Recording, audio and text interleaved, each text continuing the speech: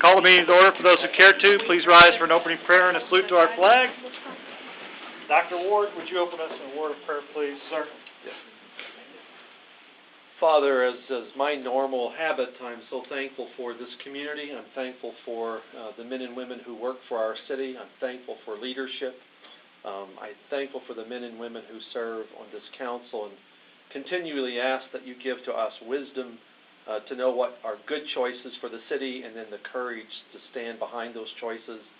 And then as I close this prayer, I just ask your blessings upon our community. In Jesus' name, amen. Amen.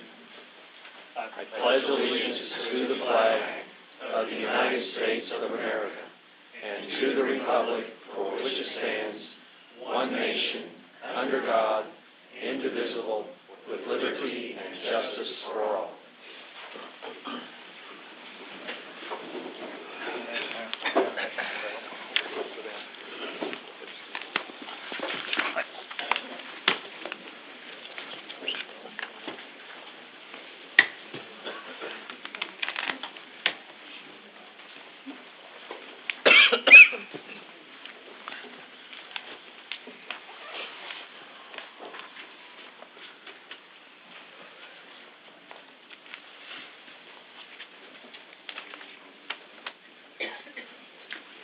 Before we get too far into the agenda, I want to read a couple of announcements, and also like to read a proclamation for the Ronald McDonald House of the Ozarks.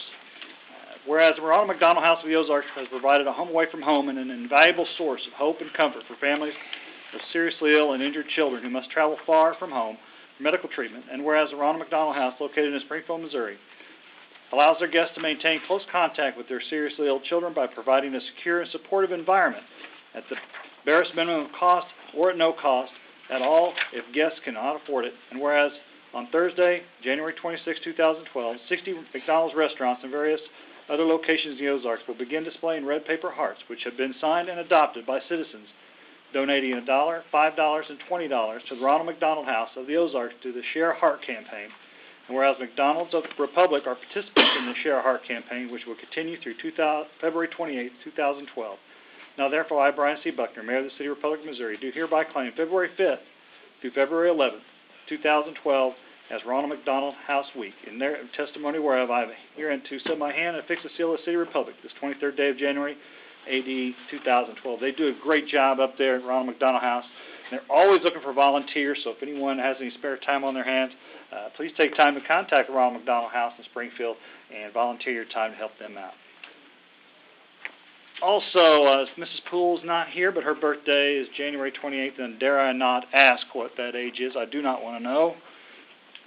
Mr. Wilson, don't tell me. Also, we have Miss Harrelson's birthday. Happy birthday, Miss Harrelson. I really apologize that your Baltimore Ravens did lose again. But happy birthday anyway. Thank From you. one Steeler fan to a Raven fan. I lost too. And lastly, we have elections on February 7th. Please get out and vote.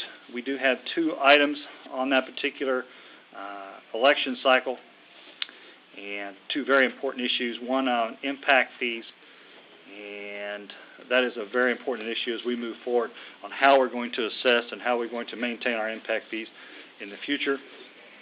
So please get out and vote on February 7th.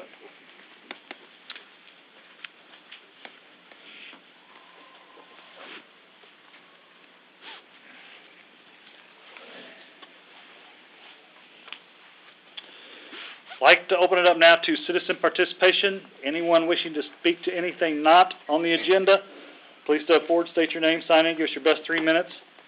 And that's anything not on the agenda.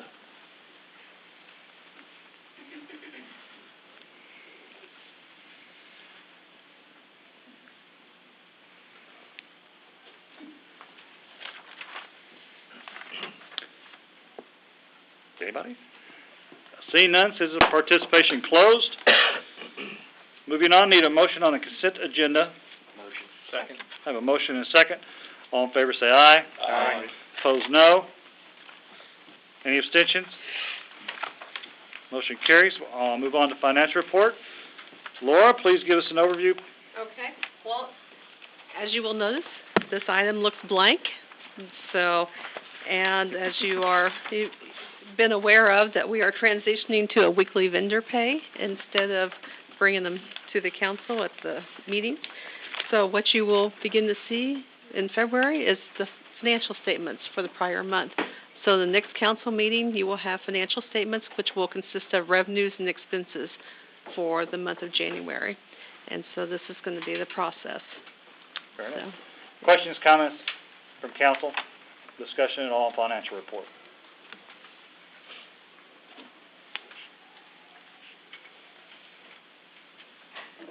Anything at all?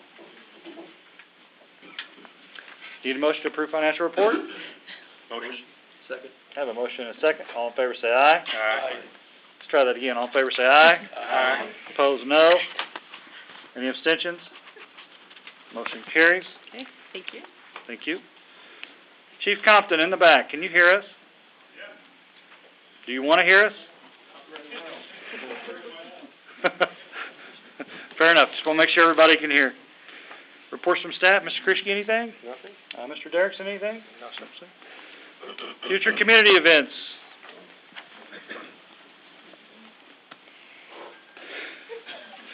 That was a short one again. Jared, I just want you to know. When I said you started reading these, we were at 23 and 24 items on the future community events. Deep, yeah. See, since you started reading them, we're down to 5. So Yeah. please go ahead. We're going to try to whittle that down next month. You did a little great bit. job. January 25th, winter adult basketball begins. January 27th is the last day to register for the father-daughter Valentine dance. January 30th, youth winter volleyball season begins. January 31st, registration begins for spring adult volleyball.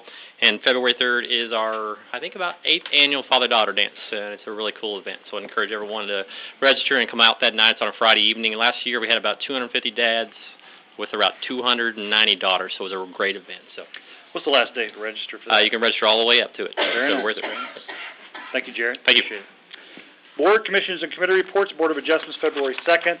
Capital Improvements, February 21st. City Council, February 13th. And also February 27th. And Planning and Zoning, February 21st.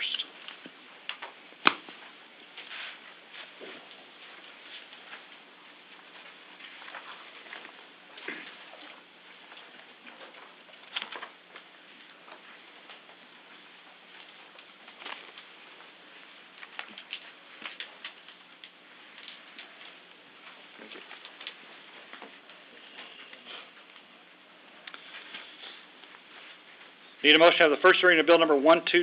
Motion. I'm sorry. Rephrase that. I need a motion to have the second reading of Bill number 12-01. Motion. Second. I have a motion and a second. All in favor say aye. Aye. Opposed, no. Any abstentions? Motion carries. An ordinance of the City Council of the City of Republic, Missouri, authorizing and directing the city administrator to execute an agreement with the Missouri Highways and Transportation Commission for installation and maintenance of a your-speed radar sign on State Highway 174. Need a motion to have final approval of Bill number 12-01. Motion. Second. A motion and a second. Welcome, Mr. Brock. Please give us an overview, sir. This ordinance authorizes an intergovernmental agreement with the Missouri Department of Transportation and allows for the installation of a speed awareness signage in front of Lyons School. That's on Highway 174. As the council may be aware, this would not be the only installation. We have a number of them prepared in school zones across the city, but it is the only location on a state highway. So this is the type of agreement MoDOT requires to erect any type of signage. This specifically is for a radar unit that displays the speed of approaching vehicles. The overall program has been put together by the Republic School System and the Republic Police Department. Questions, comments, discussion for Mr. Brock.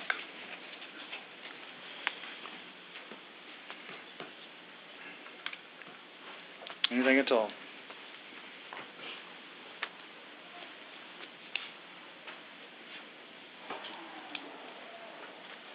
Seeing none, roll call vote.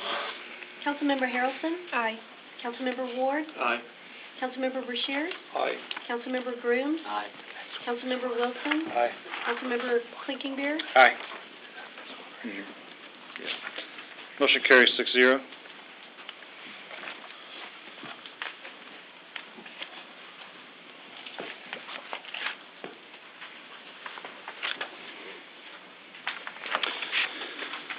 Before we get into the next set of items on the agenda, I would like to explain the process of public hearings, public first reads, second reads, and the role of council and the role of the public in annexation ordinances. As part of the process of annexations, the first thing we have to notice, we do what we are doing required by the state. We actually go a little bit extra, a little bit further in doing that. We also notify residents, but it's not required by law. And additionally, public's comments are to be heard at the public hearing phase, which we had 2 weeks ago. At that particular time, anybody who wished to speak at that particular time for or against was able to give their comments at that time. That is also the time the City Council has a first read at it. That is when they are able to listen to public. They are also able to listen to the staff, and they're able to either ask questions or not ask questions at that time. That's when the input comes from the public. As we are approaching the second read is for council to then ask questions of the annexation process at that particular time, and that's the process that we follow. After an annexation, if it is passed by council, the next process, it goes into, as an annexation goes back into the planning department run by our Planning and Economic Development Director, and that is when the plans come forward for any particular development that happens. As we approach this second read, these are second reads on annexations. There's a lot of questions out there regarding this particular project out there. A lot of them may not be able to be answered right now because the project has not moved forward any further than necessary due to the fact that they are not able to put a project, spend thousands and thousands of dollars without the property being annexed in.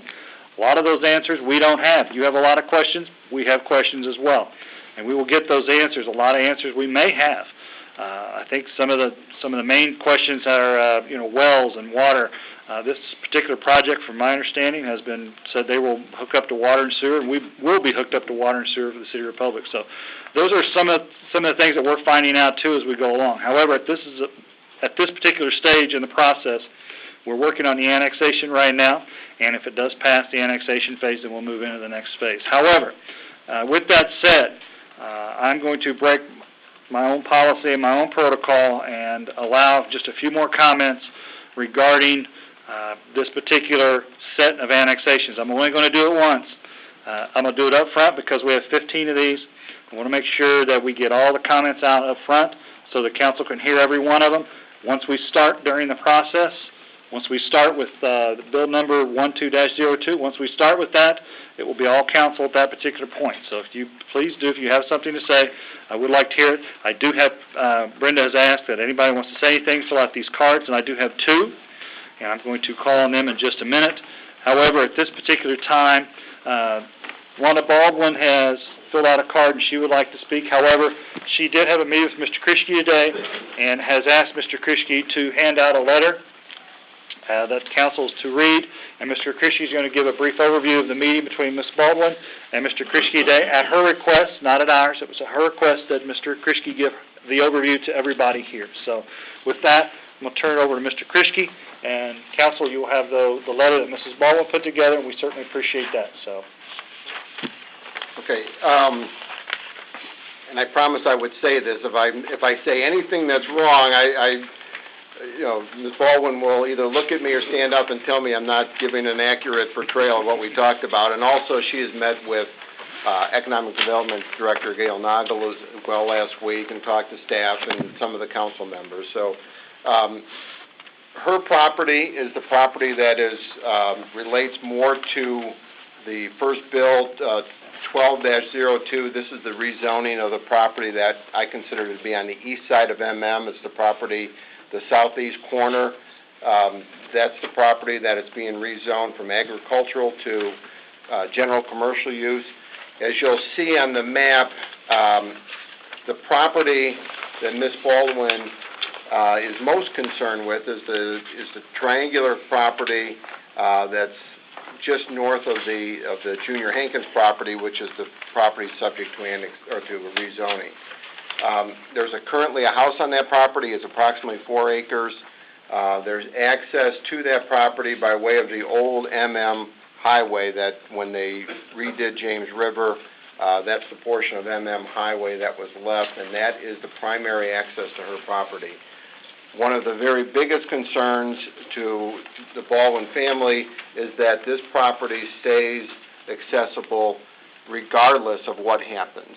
Whether there's a development commercially and the Baldwins decide to maintain and keep that property, they want to make sure that they keep their rights to access that property and potentially even connect to water and sewer. The reason this is so sensitive of an issue is you'll notice on the map also a portion of highlighted property just north of James River. That was originally connected with this smaller property years ago when MoDOT had plans to bring forward the James River Freeway. They claimed 14 acres from the Baldwin family and took it by way of eminent domain. The property to the north subsequently was landlocked with no access.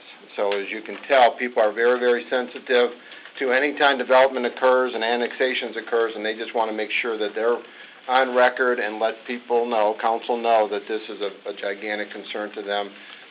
They do, as you'll see in the letter, have some concerns and issues about whether or not they want to move forward with selling their property or keeping it. There's a lot of family history there, and it's very important that they have ample time to think about what they want to do, but they absolutely wanted to express their feelings, and I know Ms. Baldwin is very sensitive to this, and she didn't want to get up there and I don't get emotional or whatever, so I volunteered that I would convey that information. Okay, fair enough. All right, thank you, Mr. Kushke. Also, I think the only other card I have, Cindy Moore. Cindy, if you're here, please come state your name, sign in, give us your address, and give us your best 3 minutes.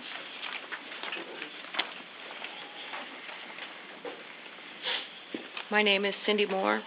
I live at 8489 Farm Road 160. I'm sorry, I'm a little nervous. That's okay, you're doing fine. Thank you for hearing me again. Last time when I was here, my thoughts weren't very well put together, so I appreciate this. I'm still very concerned about the traffic. Our road is one road over, and I know that the locals all know that our road is a shortcut over there, so I'm afraid it's really going to be a big increase in traffic. And I know that you guys are saying no wells, but does that really mean no wells at all? Our creek is already low, and it has been since the McLean place went in and dug their wells supposedly for their heating or air or something, but the water table went down. My creek is still low, and it shouldn't be at this time of the year, never has been before. It's terribly low. And, you know, when they say that they're going to have 20 to 44 acres of lakes, depending on which article you look at, everything changes. But when they say 20 to 44 acres of lakes, that's 20 to 44 acres of rainwater that's not going back into the ground. That is going to affect the water table. And so, therefore, my well, which is only 100 foot deep, isn't going to make it. I mean, I'm afraid we have many more droughts. We're looking at re-drilling anyway, so it's not going to help me any. And I know that MoDOT's not paying for any of the improvements to the road, so are we sure that they're going to be done? What happens if they run out of money? Are they going to be able to pay for the road improvements? And, I know that right now there's people who got annexed in when you guys took over Brookline, who still don't have city water or sewer. And, I just wonder if you guys are jumping the gun a little bit. You still haven't provided anything for them. And I just want to know why the City of Republic wants this so bad. Everyone that I've talked to from MoDOT on down says that you guys went after these people to come out here. You guys want them so badly. But nobody come to ask us, the people that live around there, if we wanted it to come in. And we live out there. I live in the country because I want to live in the country. I don't want to live run one road over from a hotel and a concert hall. I prefer to stay in the country and to keep it the way it is, the small farms. And, you know, I realize that those people have a right to sell and people have a right to buy and you guys have a right to annex.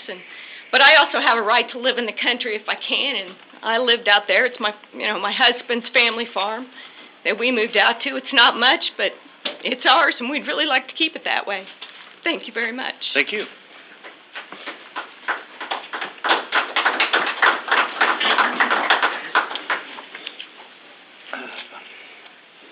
That's all the cards I have. Does anybody else? I'll give just a few more minutes. If anybody else would like to say anything before we get to the annexation phase. Second reads of the annexation. Go ahead. State your name, sign in, and give us your best 3 minutes, sir.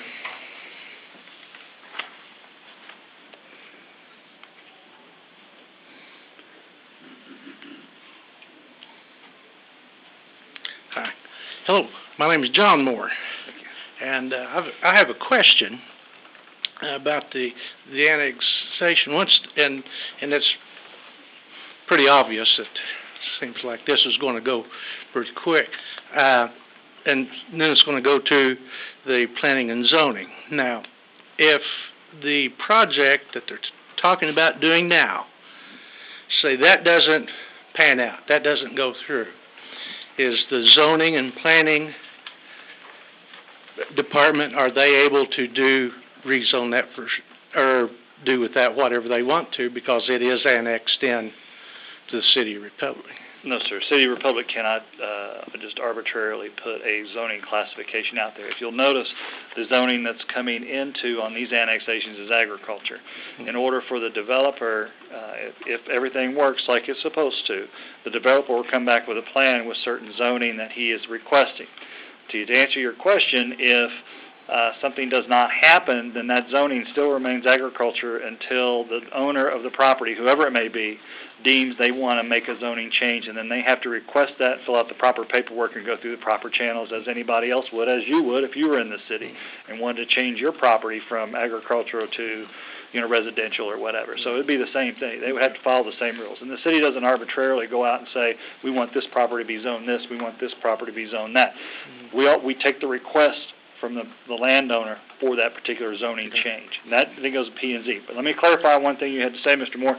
The next step in the phase from this point forward will be that if it passes council, the annexations pass council, then the plan, it's a private project. The project comes before us in the future when they have a plan together with their zoning and with all the details of the plan. And that's when it comes before us, and that's when we can look at it and we can ask our questions as well. And that's when we'll have a whole lot more information. And it'll come right back before this council. It may take 6 months, it may take a year, it may take 2 years. It just kind of depends on how fast they're going to move. Right. So if this doesn't work, it will have to come back again. It couldn't be taken into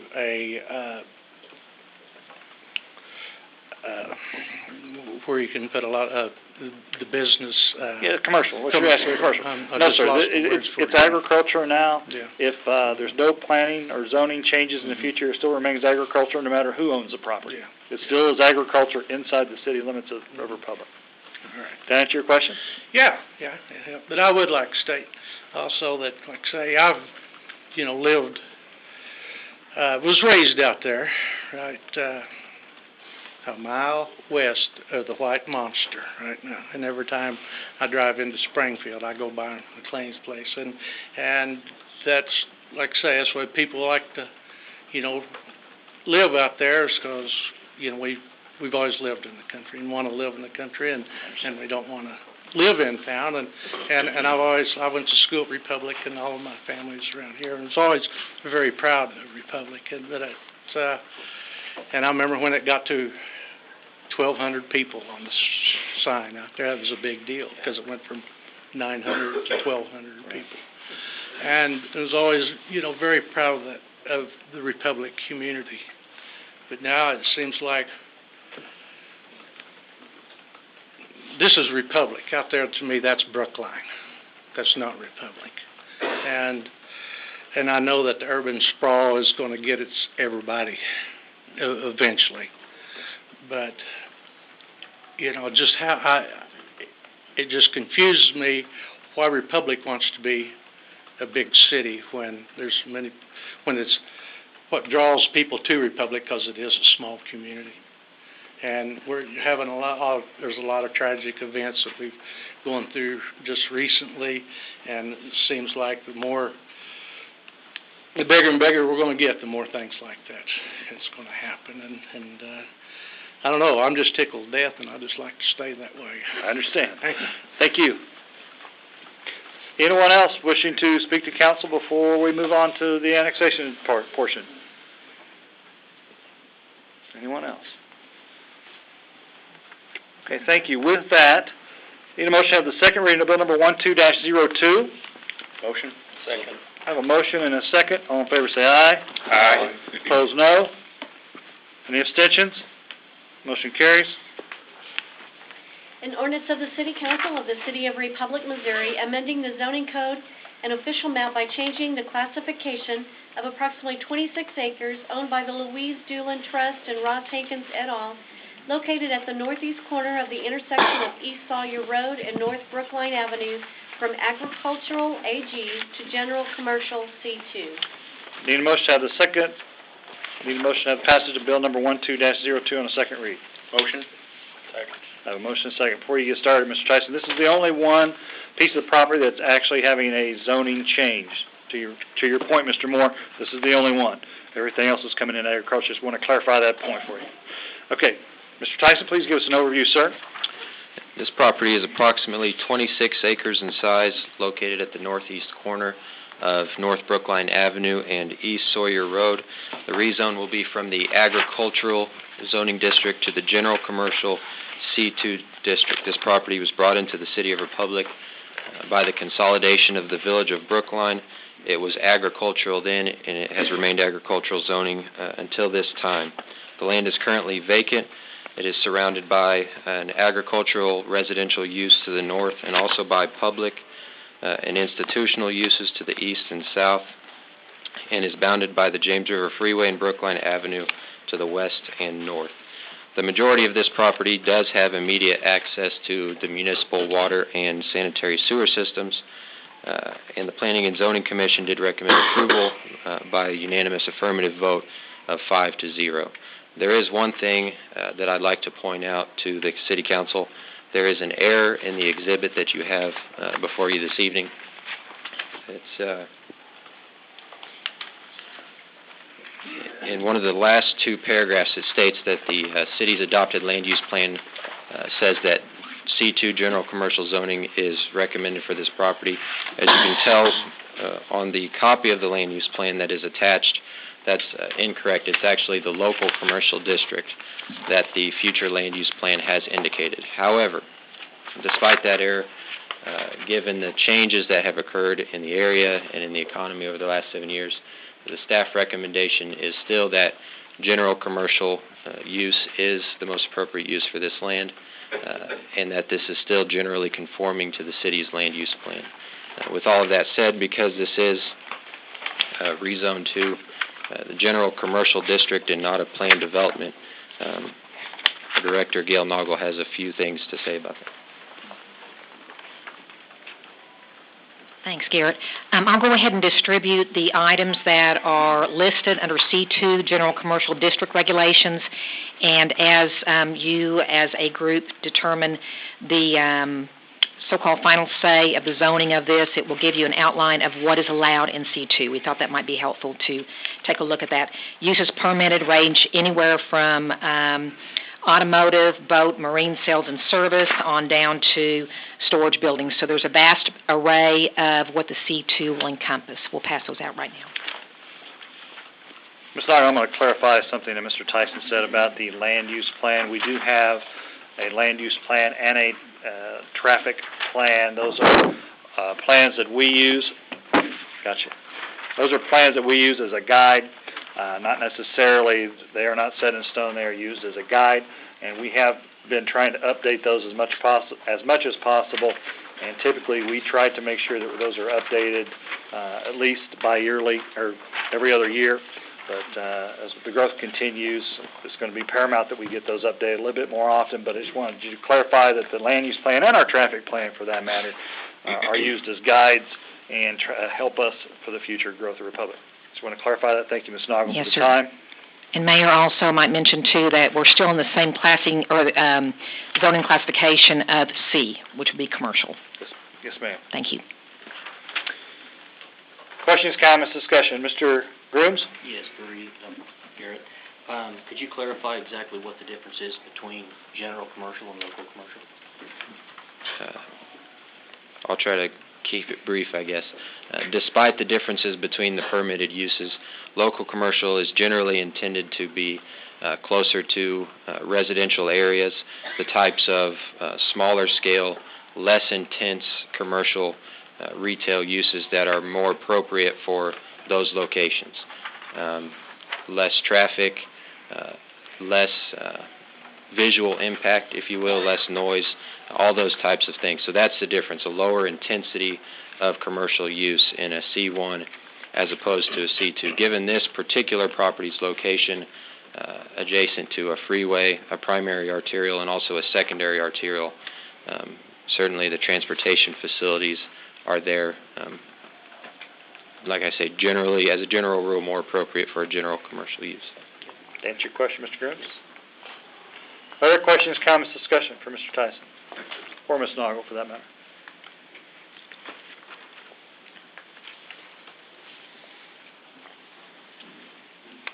Anything at all?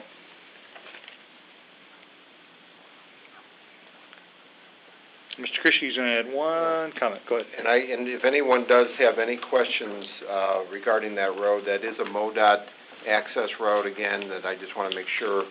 This is the subject property in the back there, the Baldwin's property. That is a road that, of course, will provide the access, and I just want to make sure that we give the assurances to the Baldwins to know that their access to their property, regardless of how this would be developed in the future, would be maintained through an access. So. Mr. Grooms? Will that be a publicly maintained road? Yeah, we'll have to work with MoDOT to determine. I don't believe they've declared it surplus, and they have put it on the auction block or sale block at all. So we'll need to work with MoDOT on whether or not we turn that into a public street or we maintain that exact access. But in any event, that will be a component of the plans that will be submitted. Does that help? Okay. Other questions, additional questions, comments, discussion?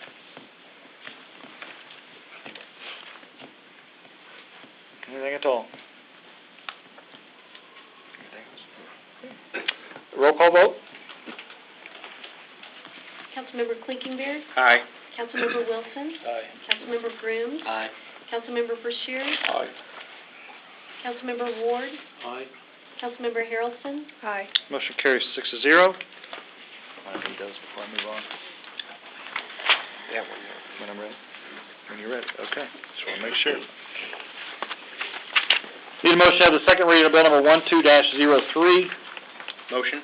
Second. I have a motion and a second. All in favor say aye. Aye. Opposed, no. Any abstentions? Motion carries. An ordinance of the City Council of the City of Republic, Missouri, annexing approximately 40 acres owned by Ross Hankins et al., located on East Sawyer Road in Greene County, Missouri. Before I ask for the motion, Council, I'll remind you, please speak up since we're down 2 council members. It comes off a little soft and I can't get all the voices. So please speak up when I ask for answers. I appreciate that. I need a motion to have final passage of bill number 12-03. Motion. Second. Motion and second. All in favor say, oh, nope, discussion. Good thing Mr. Terrickson's here. Garrett, give us the overview, sir. Okay, I'll give you a kind of an overview that can apply to all of these annexations because they're all associated in a couple of ways, all being under contract for sale for the Eclipse Event Center project, and also all being subject to the annexation agreement that this council approved at the last meeting. I'll talk a little bit more about that later, but what will follow will be 14 annexations comprised of 15 parcels of land, all in total being approximately 914 acres. These presentations have been ordered to facilitate contiguity and compaction to the current city limits. And I've given all of you a map that shows each property with a bill number labeled so that everyone can follow along in order. As I mentioned, these are all subject to an annexation agreement approved at the last meeting, by which if this property, particular project fails to be approved at a couple of different benchmarks, that these property owners in the city will retain an opportunity to de-annex if they so desire. So with that being said, Bill number 12-03 is approximately 40 acres. It's owned by the Ross Hankins et al. It's agricultural in the county. It will be in the agricultural zoning district within the city. That is true for all of these properties. It currently contains no structures and is currently used for agricultural purposes. Questions, comments, discussion for Mr. Tyson?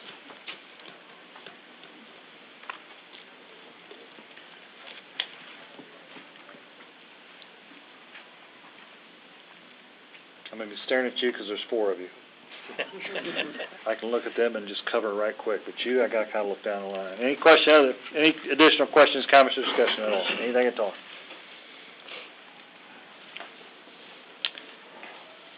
Seeing none, roll call vote. Councilmember Harrelson? Aye. Councilmember Ward? Aye. Councilmember Brashear? Aye. Councilmember Groom? Aye. Councilmember Wilson? Aye. Councilmember Klinkenberg? Aye. Motion carries 6-0.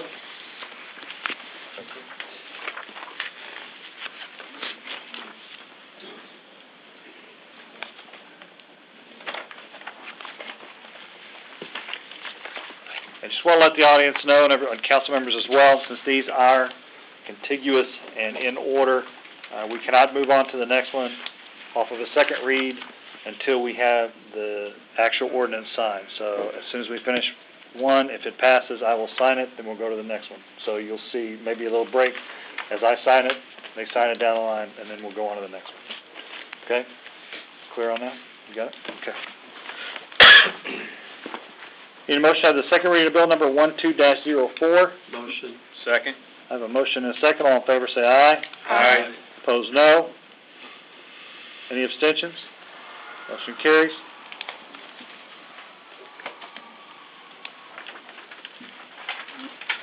An ordinance of the City Council of the City of Republic, Missouri, annexing approximately 80 acres owned by the Jim J. Mills Trust located at 2673 East Sawyer Road in Greene County, Missouri. Need a motion to have final passage of bill number 12-04. Motion. Second. Mr. Tyson, this is the overview, sir. Property being annexed by Bill 12-04 is approximately 80 acres fronting on East Sawyer Road, owned by Jim and Betty Mills. It's agricultural zoning in the county. It will come into the city and remain agricultural zoning here. It currently contains one principal residential structure and multiple accessory buildings. Thank you, Mr. Tyson. Questions, comments, discussion for Garrett?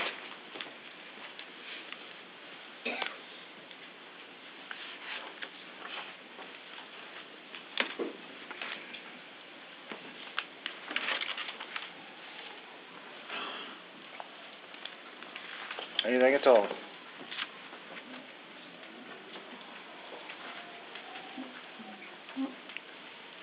Seeing none, roll call vote.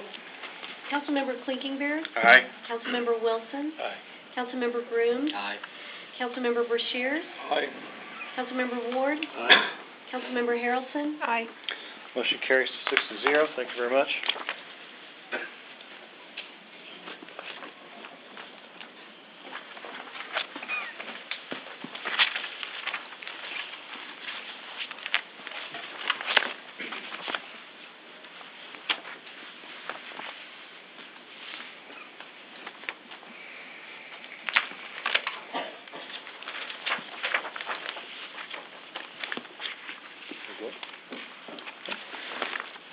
On to the next item on the agenda. Need a motion to have the second reading of bill number 12-04. Aye. Sorry, 12-05. Need a motion. Second. I have a motion and a second. All in favor say aye. Aye. Opposed, no. Any abstentions? Motion carries.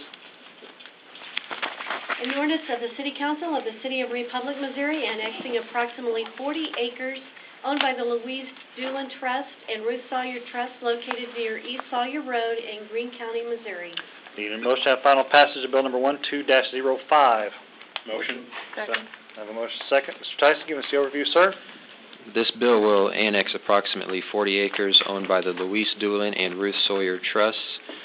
Will be annexed into the city as agricultural zoning. It currently contains no structures, is used for agricultural purposes, and this is a little bit more unique. It is a landlocked property without direct access to a public street.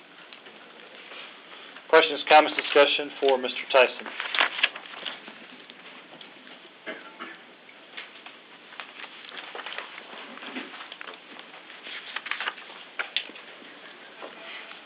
Anything at all?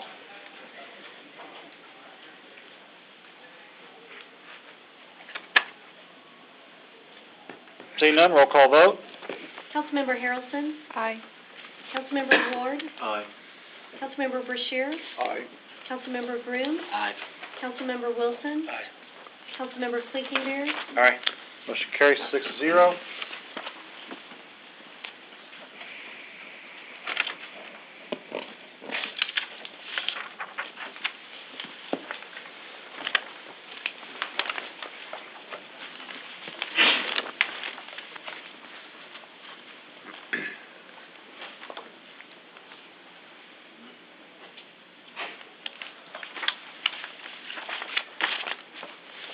On the next item on the agenda, need a motion to have the second reading of bill number 12-06. Motion. Second. I have a motion and a second. All in favor say aye. Aye. Opposed, no. Any abstentions? Motion carries. An ordinance of the City Council of the City of Republic, Missouri, annexing approximately 36 acres owned by the Harold Doolin Trust and Louise Doolin Trust, located on West Farm Road 148 in Greene County, Missouri. Need a motion of final passage of bill number 12-06. Motion. Second. Motion and a second. Mr. Tyson, give us the overview, sir. This bill will annex approximately 36 acres owned by the Louise Doolin and Harold Doolin Trusts. It will come into the city with agricultural zoning. It currently contains no structures. It is used for agricultural purposes, and despite having frontage on the James River Freeway, it enjoys no direct vehicular access to it, so it is also essentially landlocked. Questions, comments, discussion for Mr. Tyson?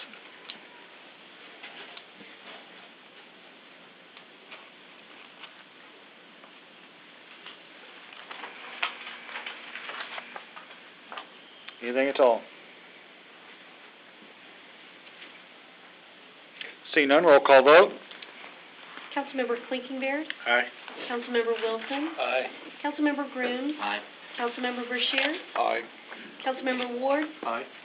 Councilmember Harrelson? Aye. Motion carries 6-0.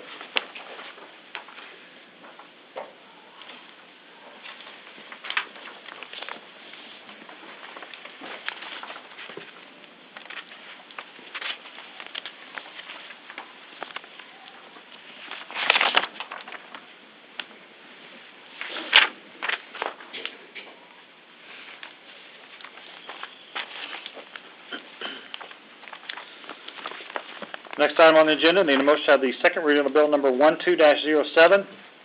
Motion. Second. Motion and a second. All in favor say aye. Aye. Opposed, no.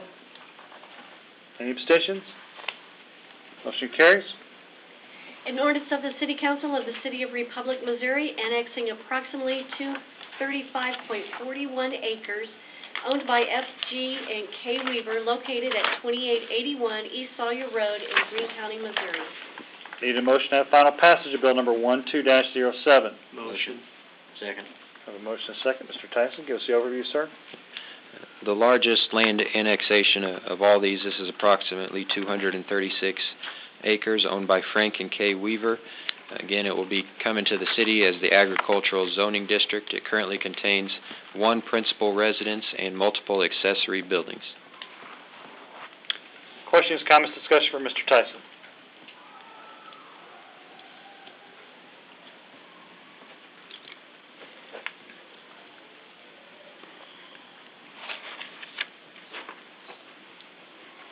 Anything at all? Seeing none, roll call vote. Councilmember Harrelson? Aye. Councilmember Ward? Aye. Councilmember Brashears? Aye. Councilmember Groom? Aye. Councilmember Wilson? Aye. Councilmember Clinkenbeard? Aye. Motion carries 6-0. Thank you very much.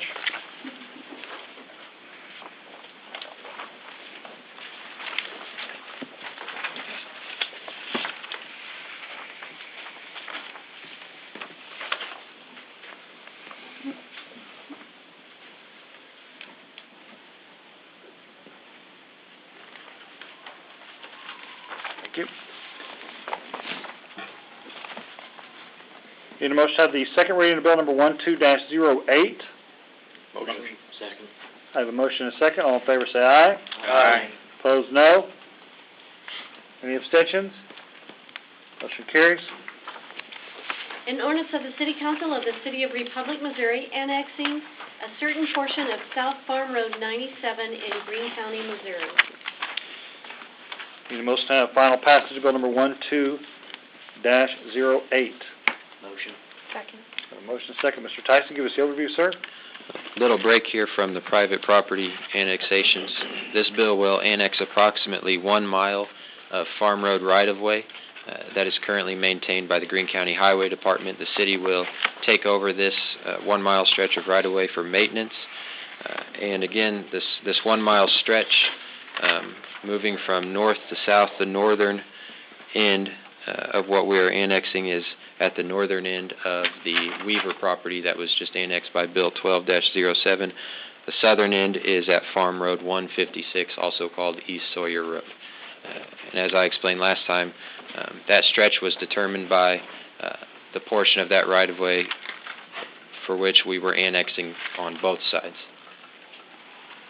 Questions, comments, discussion for Mr. Tyson?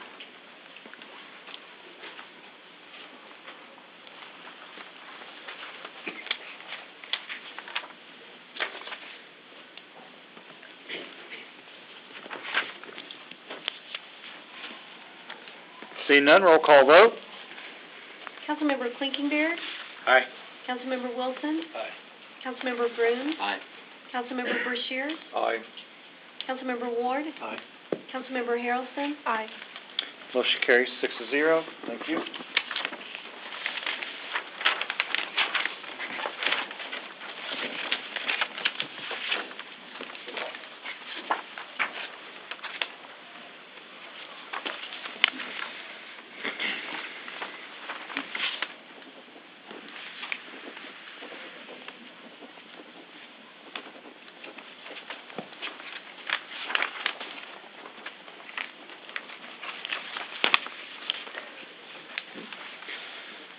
Need a motion to have the second reading of bill number 12-09. Motion. Second. I have a motion and a second. All in favor say aye. Aye. Opposed, no. Any abstentions? Motion carries. An ordinance of the City Council of the City of Republic, Missouri, annexing approximately 40 acres owned by the Jim J. Mills Trust located at 2521 South Farm Road 97 in Greene County, Missouri. Need a motion to have final passage of bill number 12-09. Motion. Second. I have a motion and a second. Mr. Tyson, give us the overview, sir. This bill will annex approximately 40 acres owned by Jim and Betty Mills located at the northwest corner of Farm Roads 156 and 97. It will be annexed into the city's agricultural zoning district. Currently contains one principal residence and multiple accessory buildings. Questions, comments, discussion for Mr. Tyson?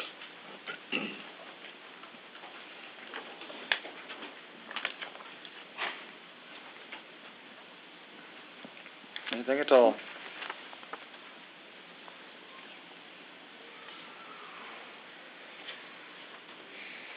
Seeing none, roll call vote. Councilmember Harrelson? Aye. Councilmember Ward? Aye. Councilmember Brashears? Aye. Councilmember Groom? Aye. Councilmember Wilson? Aye. Councilmember Clinkenbeard? Aye. Motion carries 6-0.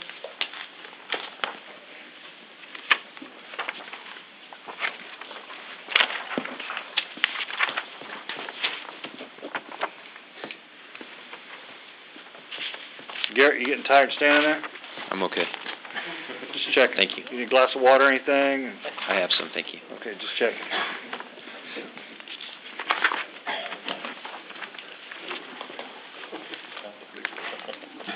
On the next item, need a motion to have the second reading of bill number 12-10. Motion. Second. I have a motion and a second. All in favor say aye. Aye. Opposed, no. Any abstentions? Motion carries. An ordinance of the City Council of the City of Republic, Missouri, annexing approximately 10 acres owned by Randall and Dana Tyndall located at 2383 South Farm Road 97 in Greene County, Missouri. Need a motion to have final passage of bill number 12-10. Motion. Second. I have a motion and a second. Mr. Tyson? This bill will annex approximately 10 acres owned by Randall and Dana Tyndall. It will be annexed into the city's agricultural zoning district. It currently contains one principal residence and a single accessory building. Questions, comments, discussion from Mr. Tyson?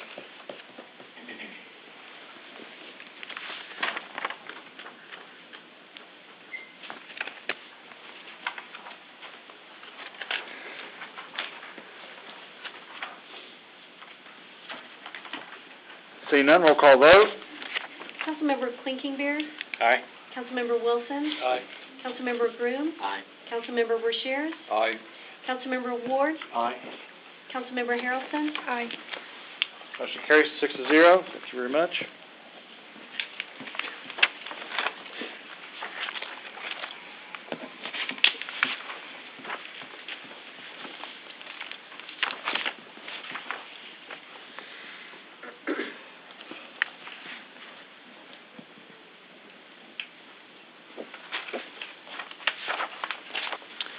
On to the next item, we need a motion to have the second reading of bill number 12-11. Motion. Second. Motion and second. All in favor say aye. Aye. Opposed, no. Any abstentions? Motion carries. An ordinance of the City Council of the City of Republic, Missouri, annexing approximately 20 acres owned by Don and Shelley LaRue located at 2275 South Farm Road 97 in Greene County, Missouri. Need a motion for final passage of bill number 12-11. Motion. Second. Motion and second. Mr. Tyson, give us the overview, sir. Still moving north along the west side of Farm Road 97, this bill will annex approximately 20 acres owned by Don and Shelley LaRue. It will be annexed into the city's agricultural zoning district. Currently contains one principal residence and two accessory buildings.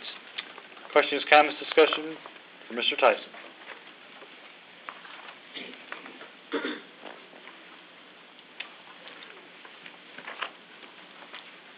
Anything at all?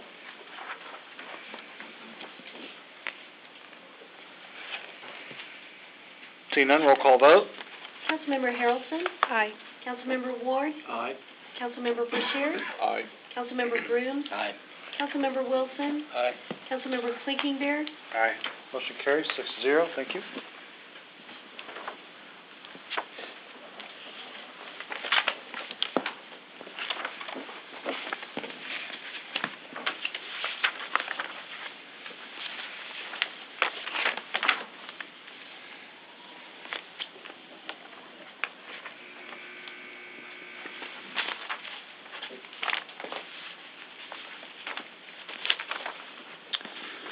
Moving on to the next item, need a motion to have the second reading of bill number 12-12. Motion. Second. I have a motion and a second. All in favor say aye. Aye. Opposed, no. Any abstentions? Motion carries. An ordinance of the City Council of the City of Republic, Missouri, annexing approximately 10 acres owned by Lester M. Redmond, located at 2227 South Farm Road 97 in Greene County, Missouri. Need a motion to have the final passage of bill number 12-12. Motion. Second. Motion and second. Mr. Tyson, please. This bill will annex approximately 10 acres owned by Lester Redmond. It will be annexed into the city's agricultural zoning district. It currently contains a principal residence and multiple accessory buildings. Questions, comments, discussion for Mr. Tyson.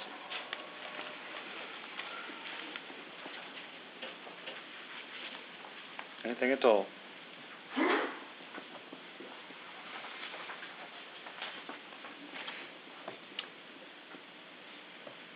Seeing none, roll call vote. Councilmember Clinking-Beard. Aye. Councilmember Wilson. Aye. Councilmember Groom. Aye. Councilmember Brashears. Aye. Councilmember Ward. Aye. Councilmember Harrelson. Aye. Thank you very much. Motion carries 6-0.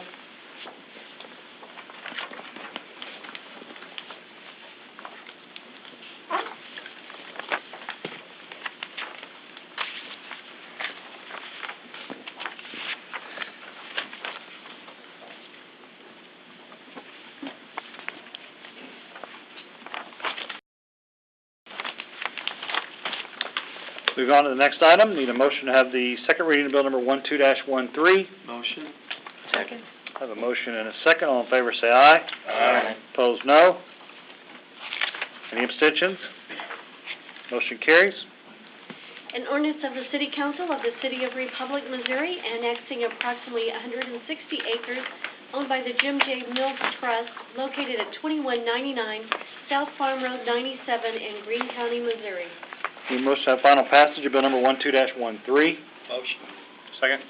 I have a motion and a second. All in favor say aye. Aye. Opposed, no. Any abstentions? Motion carries. Whoop, never mind, hold up. We need to go to discussion. Yes, please, let's discuss that first. We need a motion to have that discussion. We've already had that. Give us the overview, Mr. Tyson. I got ahead of myself. Sure. It's the most voting this council's done in years, isn't it? This bill will annex approximately 160 acres fronting on South Farm Road 97. It is owned by Jim and Betty Mills. It will be annexed into the city's agricultural zoning district. Currently contains no structures and is used for agricultural purposes. Questions, comments, discussion from Mr. Tyson. I'm glad you guys followed my lead and did not catch it and just kept going right on going. I certainly appreciate that. What's that? That's what I thought, Mr. Grimm. Mr. Grimm, do you have any pertinent questions for Mr. Tyson? Or Actually, yes. Okay, please do ask. I noticed in the property description, there are 3 tracts, and yet in the ordinance, only tract 3 is actually being annexed. Am I looking at that correctly? It's the only property description in the ordinance itself is tract 3. Tracts 1 and 2 aren't in there.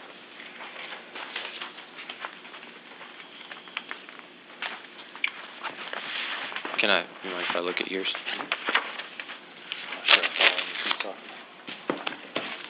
There's 3 tracts, and this is the only property description actually in the ordinance.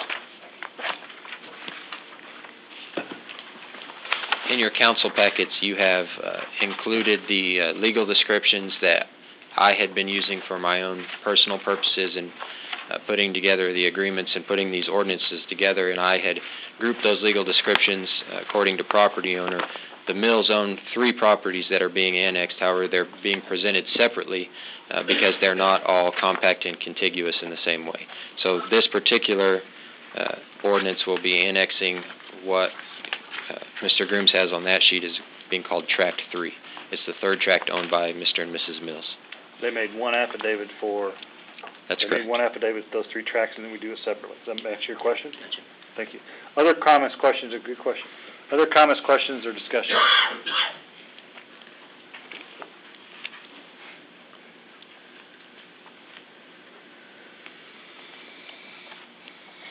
Seeing none, roll call vote. Councilmember Harrelson? Aye. Councilmember Ward? Aye. Councilmember Brashears? Aye. Councilmember Grimm? Aye.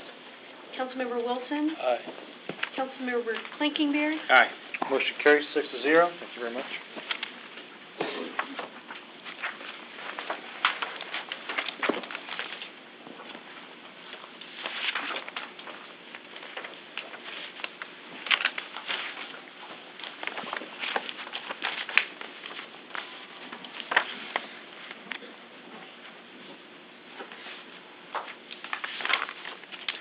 On the next item on the agenda, need a motion to have the second reading of bill number 12-14. Motion. Second. I have a motion and a second. All in favor say aye. Aye. Opposed, no. Any abstentions? Motion carries.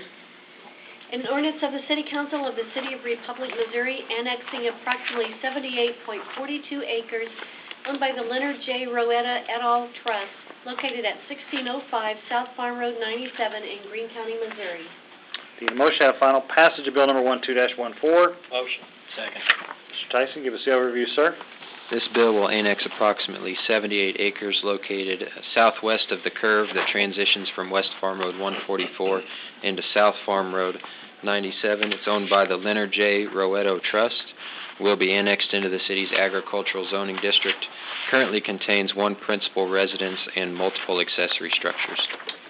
Questions, comments, discussion for Mr. Tyson?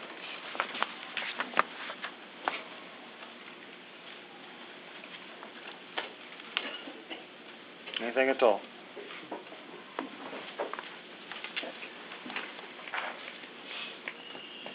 Seeing none, roll call vote. Councilmember Clinkenbeard. Aye. Councilmember Wilson. Aye. Councilmember Grooms. Aye. Councilmember Brashears. Aye. Councilmember Ward. Aye. Councilmember Harrelson. Aye. Motion carries 6-0. Thank you very much.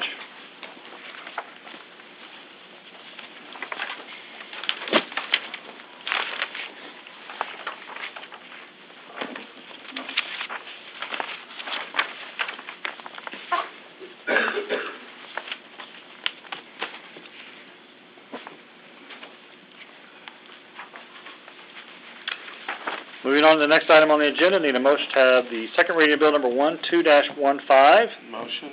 Second. I have a motion and a second. All in favor say aye. Aye. Opposed, no. Any abstentions? Motion carries. An ordinance of the City Council of the City of Republic, Missouri, annexing approximately 40 acres owned by Charles and Norma Avery, located at 1798 South Farm Road 91 in Greene County, Missouri. Need a motion to have final passage of bill number 12-15. Motion. Second. Motion and a second. Mr. Tyson, give us the overview, sir. This bill will annex approximately 40 acres composed of two tracts of land, one being 15 acres, the other being 25. Both are owned by Charles and Norma Avery. Both will be annexed into the city's agricultural zoning district. The properties together contain only one principal residence and multiple accessory structures. Questions, comments, discussion for Mr. Tyson?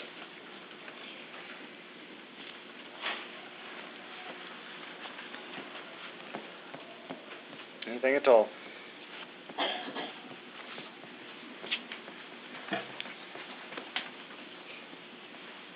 Seeing none, roll call vote. Councilmember Harrelson. Aye. Councilmember Ward. Aye. Councilmember Brashears. Aye. Councilmember Grooms. Aye. Councilmember Wilson. Aye. Councilmember Clinkenbeard. Aye. Motion carries 6-0.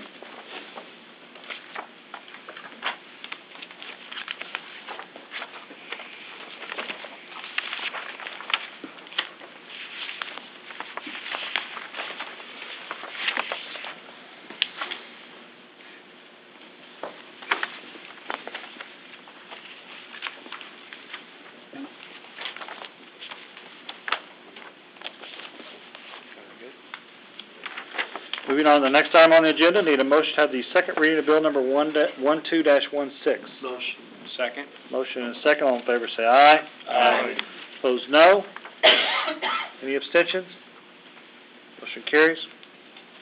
An ordinance of the City Council of the City of Republic, Missouri, annexing approximately 120 acres owned by the Ellen Marie McNabb Trust, located at 8187 West Farm Road 148 in Greene County, Missouri. Motion to have final passage of bill number 12-16. Motion. Second. Motion to second. Mr. Tyson, give us the overview, sir. This bill will annex approximately 120 acres fronting on West Farm Road 148. It's owned by the Ellen Marie McNabb Trust. It will be annexed into the city's agricultural zoning district, and it currently contains multiple agricultural structures. Questions, comments, discussion for Mr. Tyson?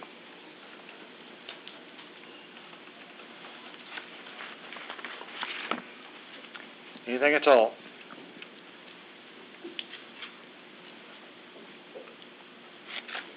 Seeing none, roll call vote. Councilmember Clinkenbeard. Aye.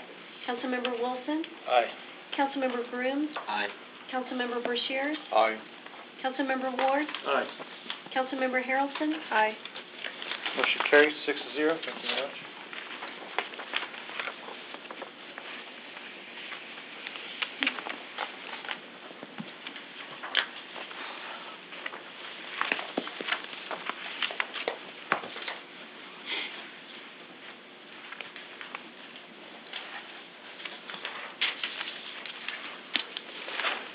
That concludes the annexation portion. We're still moving on to the next item on the agenda, which is our normal, outside of the annexation process. We're going to move on to those particular items, and I'm sure most of you are hearing motion and second in your sleep, and you'll be repeating that tomorrow at work.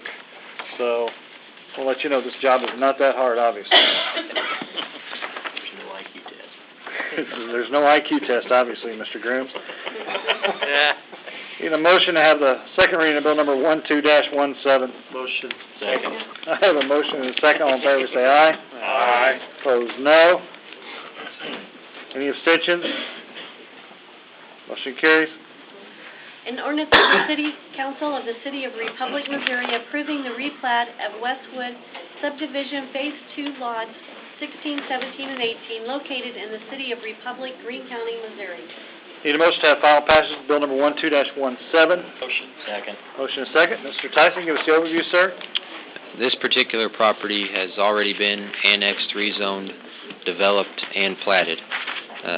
What they're asking for now is to replat 3 lots in the northeast corner of the Westwood Subdivision Phase 2 final plat. If the council remembers, back in October, this council approved a revised preliminary plat of the Westwood Subdivision Phase 3 that included a realignment of an extension of Bailey Avenue.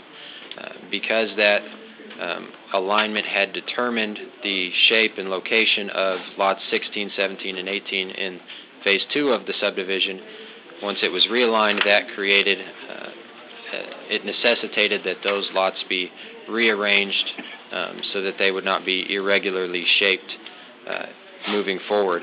So that's basically what this replat does, is it rearranges those 3 lots to match up to what was approved by that Phase 3 preliminary plat that was approved in October.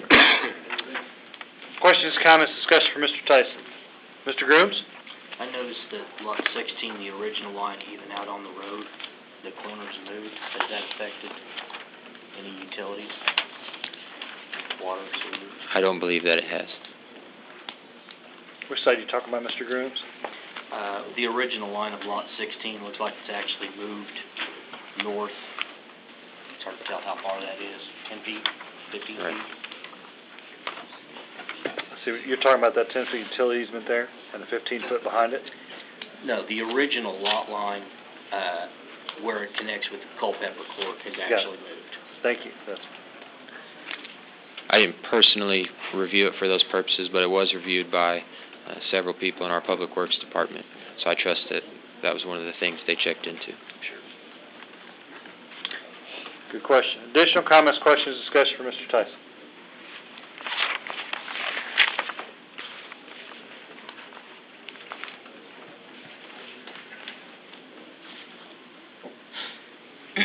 Seeing none, roll call vote. Oh, sorry, hold on, Mr. Ward. Well, as I'm thinking about that, how might that make a difference? Well, if there was a water meter or a sewer level at the original line, and the original line is moved north 10 feet, then the sewer level, say the water meter for lot 17 could be 10 feet potentially over on lot 16 now.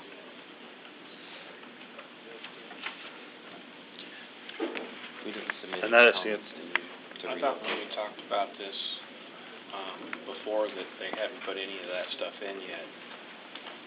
I thought this was already actually Yeah. developed. This has been already developed, but I don't believe this was going to force the relocation of anything. I was just answering Yeah. Dr. Wood's Does question. that answer your question, Dr. Ward? Sort of. Okay. We think, but we don't know that for an absolute fact. I think Mr. Grimm's question is a legitimate one, in the fact that we don't want to put anything over a patio, for instance, we don't want to put anything Or over. if something needs to be relocated, it's Exactly. now and not later. Exactly. I'm hoping David would correct me. Do you recall anything different? It's difficult for me to hear the conversation when it's Her talking? Just like a buzzing, wasn't it? Hey, move those microphones up if you can. That way The you guys moving can of be heard. this Should've corner told you from that here earlier. to here, that forces the We're saying relocation of any water meters, service lines. David can verify. That's correct. Mr. Brock can verify. It's not going to affect me. Answer your question. I'm happy. Okay. Dr. Ward, are you happy that he's happy? You're excited. Any other questions, comments, discussion for Mr. Tyson? Seeing none, roll call vote. Councilmember Harrelson? Aye. Councilmember Ward? Aye. Councilmember Brashears? Aye. Councilmember Groom? Aye. Councilmember Wilson? Aye. Councilmember Clinking-Bear? Aye. Motion carries 6-0. Moving on to the next item on the agenda. Need a motion to have the second reading of bill number 12-18. Motion. Second. Have a motion and a second. All in favor say aye. Aye. Opposed, no.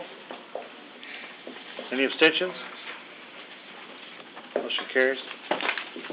An ordinance of the City Council of the City of Republic, Missouri, authorizing and directing the city administrator to enter into an agreement with the City of Springfield, Missouri for a uniform system of reporting crimes and to create a records and data sharing system for police records. Need a motion to have final passage of bill number 12-18.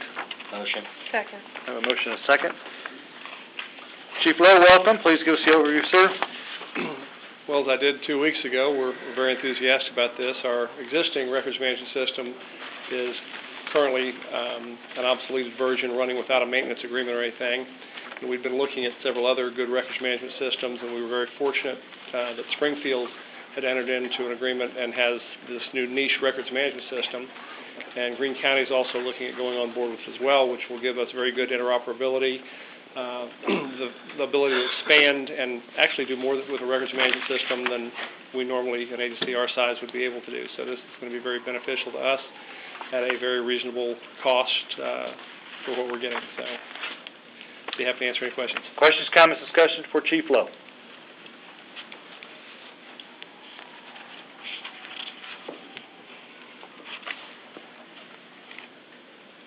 Anything at all?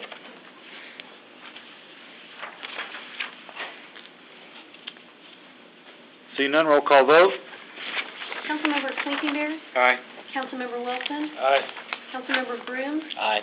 Councilmember Brashear, Aye. Councilmember Ward, Aye. Councilmember Harrelson, Aye. Motion carries 6-0. Moving on to the next item.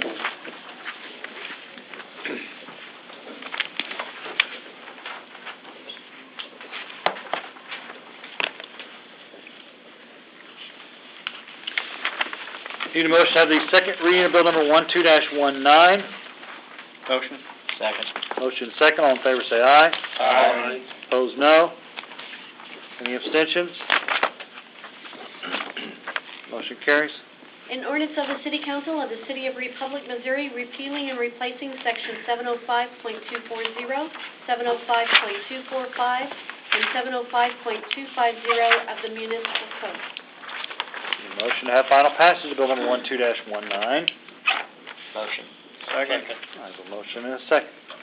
Welcome, Mr. Brock. Give us the overview, and I'm sure this is going to garner some good discussion, and we have some people here to speak with that, too. So please continue, Mr. Brock. Give us the overview, sir. Council's aware impact fees are an important revenue source that allows some expense for new capacity to be placed on new customers. It keeps existing customers from paying the entire amount.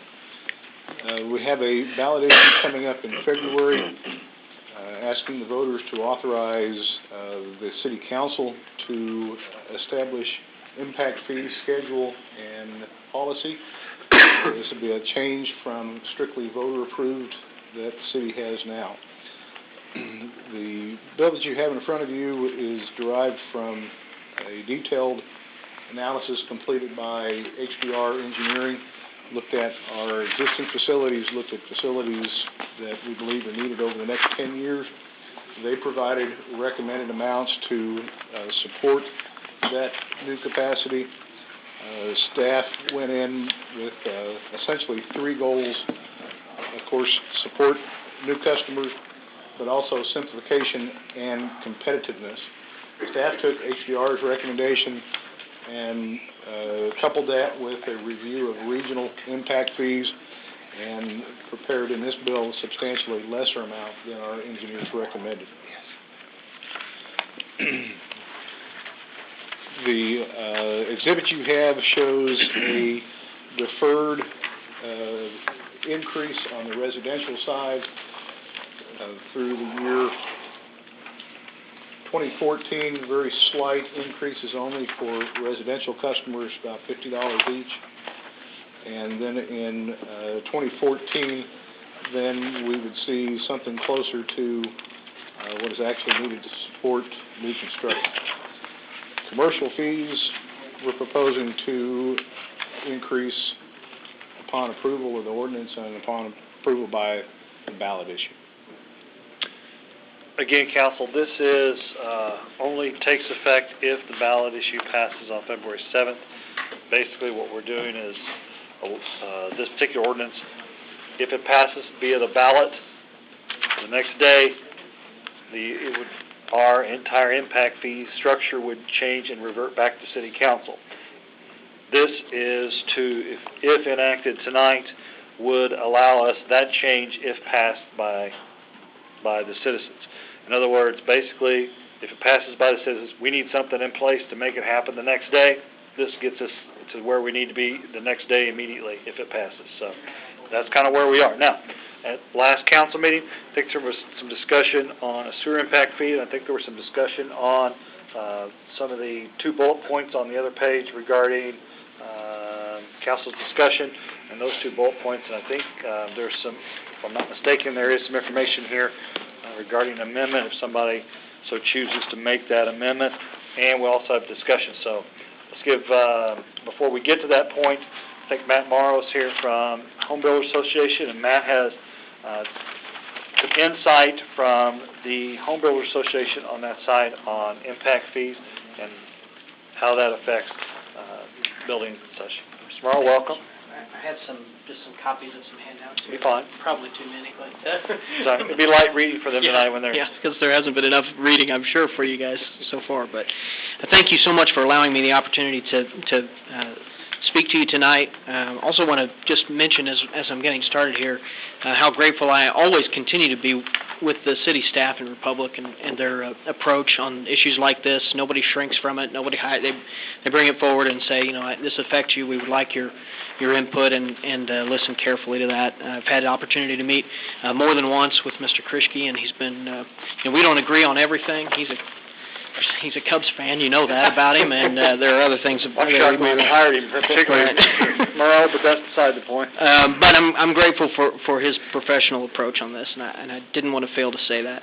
Also, it might not surprise you that the Home Builders Association is not real wild about impact fees generally, and I'd like to talk to you a little bit about why we feel that way about it, and then get into the more specific things. But generally speaking, I think that it's a fundamentally flawed funding method, but because of that, smaller and less complex ones are less bad than bigger and more complex ones.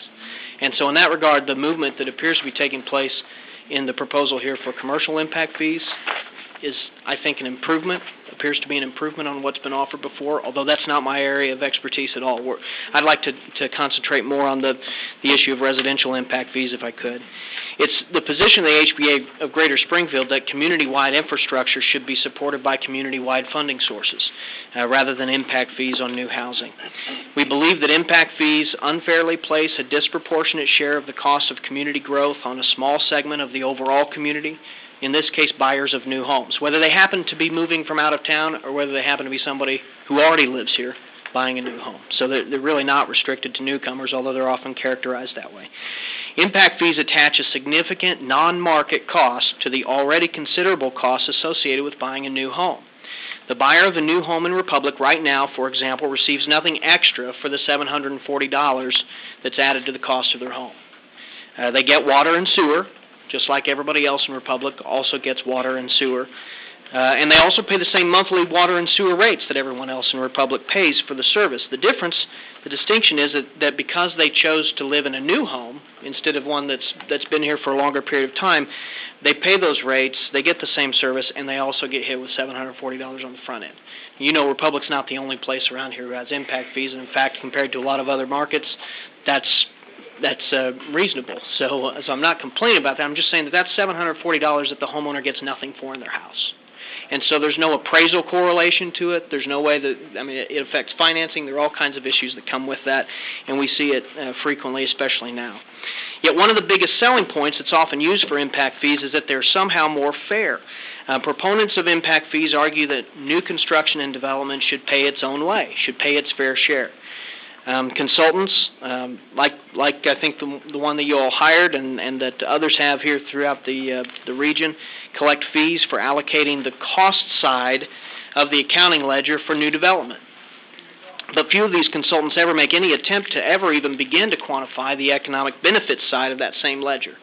And I think if we're going to be fair and we're going to accurately evaluate the impact, good and bad, of home building on a community's economy, we really should look at the whole picture. And so last year, for the first time, the Greater Springfield MSA, which we're a part of here, received the full workup. There was an economic impact study conducted by the National Association of Home Builders Housing Policy Department that showed that the home building industry here not only pays for itself, but actually that its net economic impact results in overall more income, jobs, and additional revenue for local governments. The more building we have, the more of those good things that we have on balance, on net.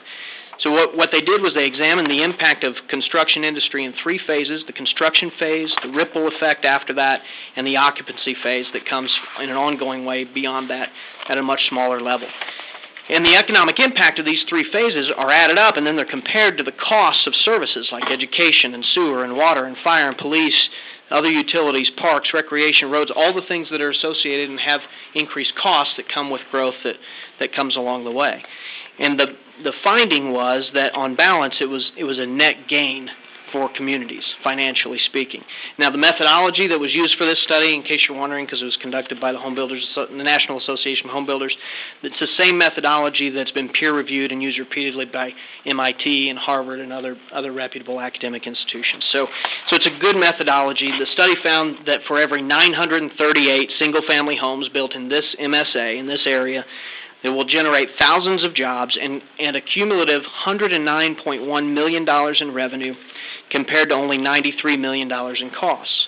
And by the end of the second year after these homes are built, these 938 homes, the housing industry's economic impacts more than offset all the fiscal costs, and actually from that point forward net out about $2 million for local governments per year, for those 938 homes that take place. And that's money that can help pay for additional government services to the extent it happens. Now, I'd love to see 938 homes be built in Republic this year. It would be great for my industry. I think it'd be good for Republic, but that's a lot, especially by today's standards. But still, if you took 1/10 of that total, or even 5% of that total, and you just move the decimal point a little bit to be able to find where the ratio would be, it's the exact same ratio at smaller levels as well. So if there were 90 homes built in Republic this year or this year and next, the net income to local governments after accounting for all the increased infrastructure costs and everything that goes with it would still be more than $200,000 per year by the end of year 2 that'd be realized. And that's a lot of numbers, I know, but the important takeaway from all of that is this. The premise that new home construction somehow needs to have an impact fee attached to it in order to pay its own way, that's false. That's a false premise. Now, I understand that that's part of the funding stream that's necessary for local governments and that people have started to use, but the premise that we often use is just flatly false. But that false premise is really just the beginning. We oppose impact fees because they slow growth, they discourage development, they restrict home ownership opportunities, and create an even greater strain on existing infrastructure by moving development patterns further from a city's core. And so they increase the strain that exists on infrastructure. In Greene and Christian counties, every $1,000 increase to the cost of a new home prices approximately 350 families out of the ability to buy that home, just to qualify for the financing. The consultant hired by Republic has given the green light to increase impact fees on houses by nearly $2,500 to $3,237 per house when you combine water and sewer.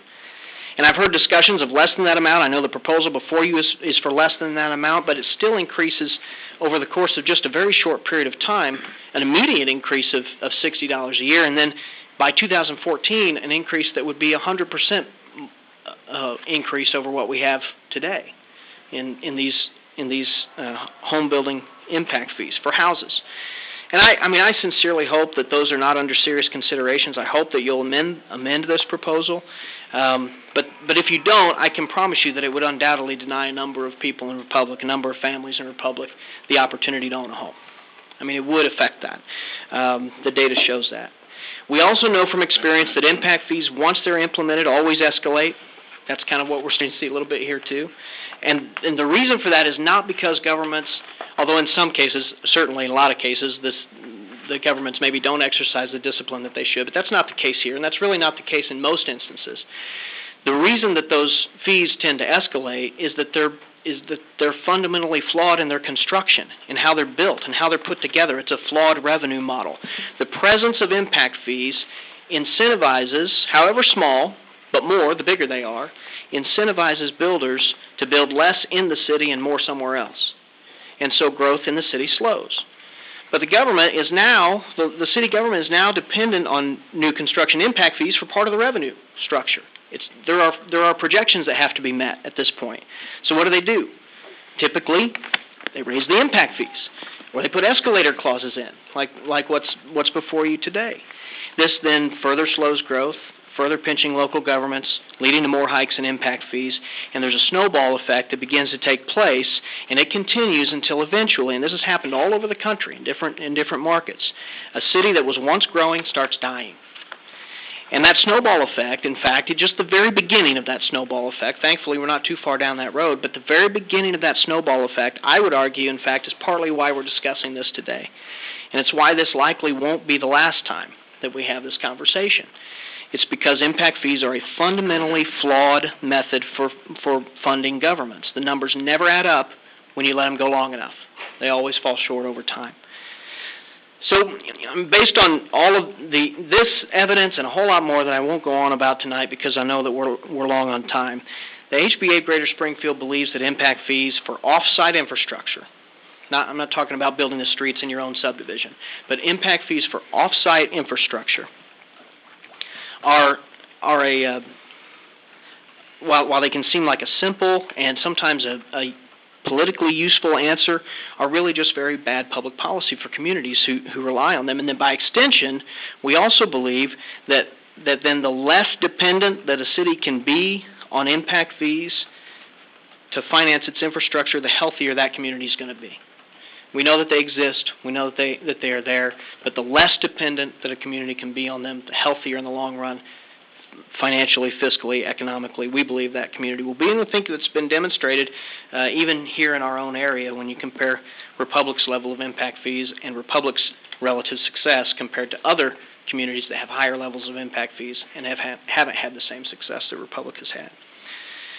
Of course, as I said, Republic's not the only community around here that uses impact fees, and because your impact fees so far are lower than some of your neighbors, the negative effect that these fees will have on your local economy, are having on your local economy, has been less bad than the effect larger fees are having in some of your neighboring communities. But that really should just serve as kind of a helpful cautionary tale, a useful warning, not as headroom within which we could increase the fees further. I think that would be a mistake. It would be a mistake to see that gap as headroom within which you could continue to just raise the fees without consequence, especially in these unprecedented times in the construction industry. The last page on the handout packet that I gave you is a chart that I've shared with you that shows the home building trend since 1997 here in the 6 counties that we track as a home builders association. Greene and Christian is where the most of those permits have taken place, and all the municipalities within them. What you'll see when you look at it, of course, is what we already know intuitively, but that home building in the Ozarks has taken a massive hit over the last few years. In 2011, the number of new homes built here was less than 17% of the number of homes we built in 2004. Less than 17% of what we built at our peak. Nearly 15,000 construction jobs that used to exist here only a few years ago are now gone. And as you can see by our forecasts and the years that we forecast moving forward, while we anticipate some improvement, it's going to probably be slow, and it's going to take several years to get there. But the fact remains that some homes will be built in the Ozarks in 2012 and in the years ahead. But where they will be built will depend on a lot of factors. And given the economic hit that those surviving builders have taken, upfront cost will be even more important over the next several years than it normally is. Cities that want to compete for those jobs and for that economic benefit will have to demonstrate that they're committed to minimizing cost to build and to treating builders as fairly as possible. That's why neighboring counties and cities have publicly stated in newspaper articles that they're not going to go anywhere near increasing their fees for the foreseeable future, not while we're in this kind of an economic situation that they've been in. And it's also why some of your neighbors are privately talking even now about how to reduce impact fees in these economic times. It's because they want to compete for the economic activity, for the jobs that are out there, and they want to send the right message to the building community. Builders are hurting right now. You all have a good reputation. Traditionally, Republic has a very builder-friendly reputation as a city. But as Will Rogers said, it takes a lifetime to build a good reputation, but you can lose it in a minute. And I'm asking you to please protect your good reputation. Builders are hurting. Many haven't written themselves a paycheck in years. Many more of those who are still operating have drained their life savings just to keep competing. And they also happen to have a lot more time on their hands right now to read the news. So they're keeping up with what's going on. They're paying more attention than they did maybe in better times. And when they build, they're going to want to build in a community where they're confident the local government is eager to partner with them for the benefit of everybody. And so I'm asking you, please don't send the wrong signal while they're watching. Tell builders that you want them to build in Republic, and you can tell them with your words, and you can also tell them with your actions and your policies. And I'm confident that this city council will make a wise decision. But I wanted the opportunity to share with you why we care about this. It's not simply adding a few dollars to the upfront costs of pulling a permit. It goes much deeper than that, and it's deeply embedded in the culture of the home building community. This issue probably as much or more than any other. So just wanted to share that with you. I'd be happy to answer any questions that I can, or to help in any other way that I can. Mr. Clinkenbeard, go ahead. I have one question, and I'd be interesting to see who in the heck came up with the theory that if someone,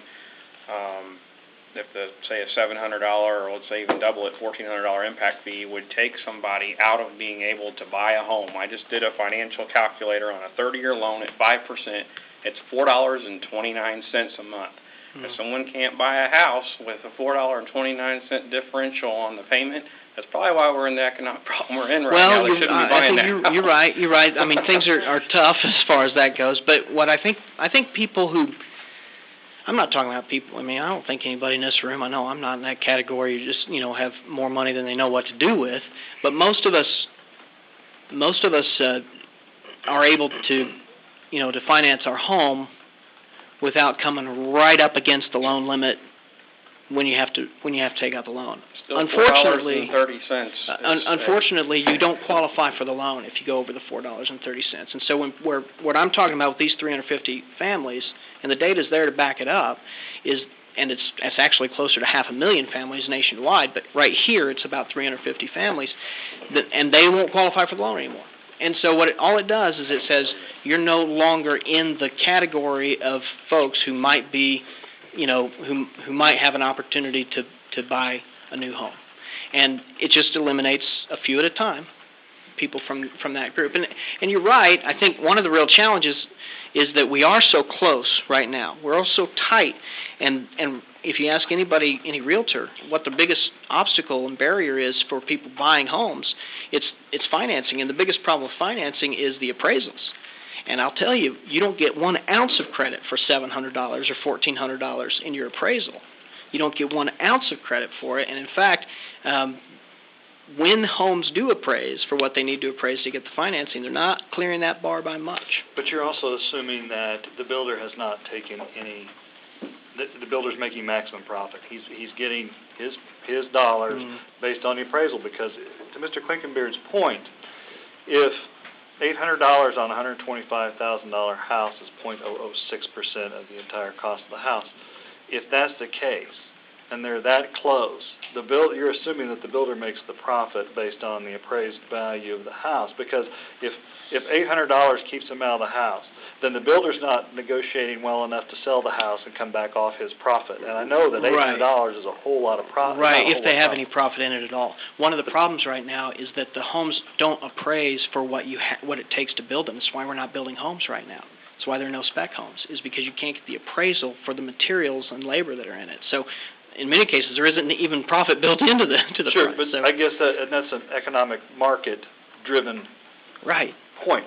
And to your point about the your counties here, and you talked about 17%, we're 17%. That's all economic driven. That has nothing to do with impact fees. Right. Those are all economic driven factors, which have little to do with impact fees. I think your point, if I'm not mistaken, is the fact that looking toward the future. And that's what we're doing here. We're looking toward the future. Yeah, there are 2 points. One is the direct effect that impact fees has on the message that it sends. The other is that the timing could not be worse. The timing could not be worse. There's no worse time in the history of home building to consider an increase like this, economically speaking. I don't know, though, if it's the worst time or if it's the best time, because if you're not building anything, you're not affecting hardly anything, too. So you have to look at the flip side, too. So okay, I live with builders every day. I'm going to tell you it's the worst time. It's the worst time. Mr. Ward, go ahead. I talked to 2 real builders in Republic this last week.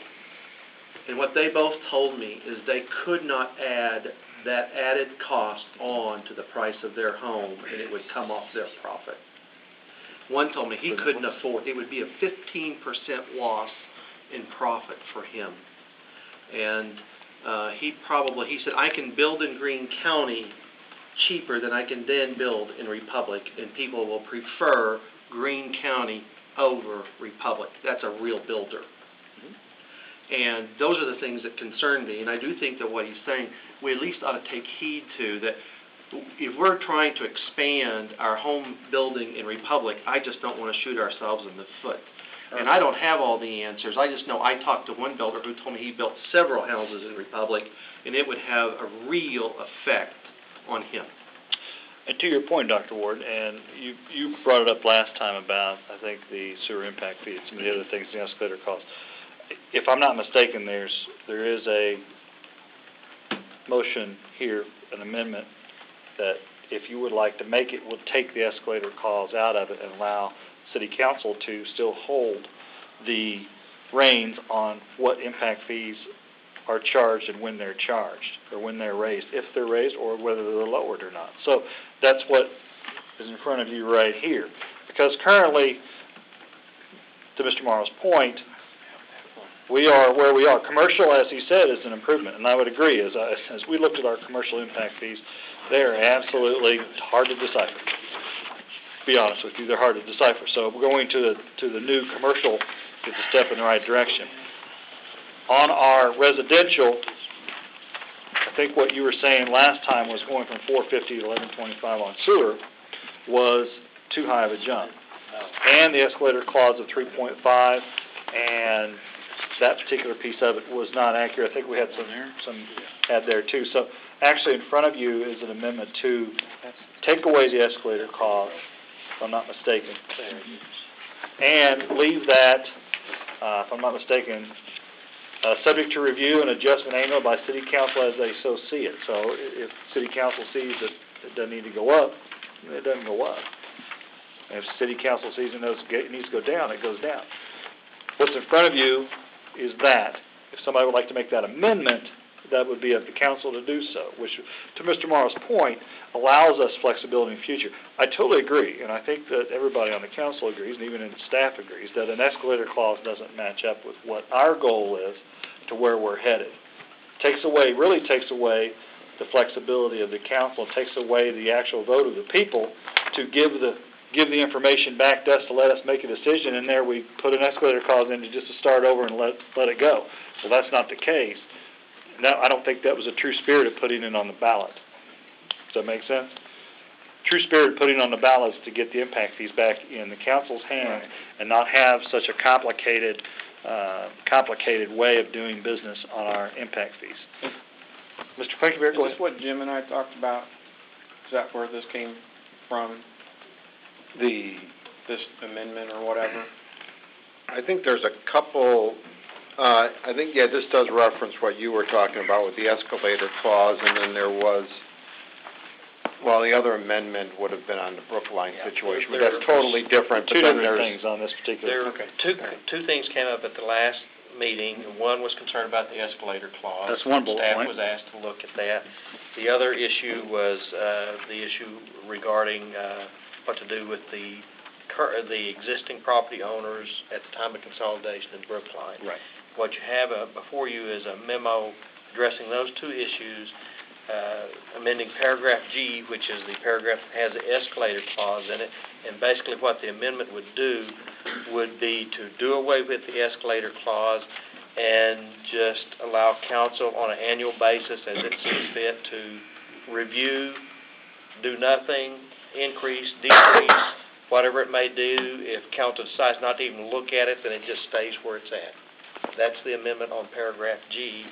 And then the amendment to paragraph H, dealing with Brookline, basically says those individuals who were existing property owners on June 6th of 2005 in a structure that was in existence on 2005 would not be subject to the impact fees, which is what was a result of a meeting we had up there at Fire Station number 2, discussing what had been promised prior to the consolidation.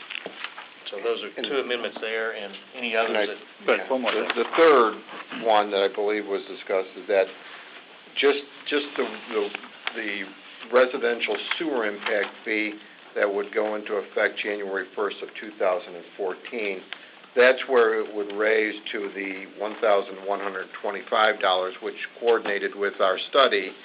That was the amount that was also questioned, whether or not that needed to be adjusted, downward, upward, or whatever. Not upward, of course, but downward.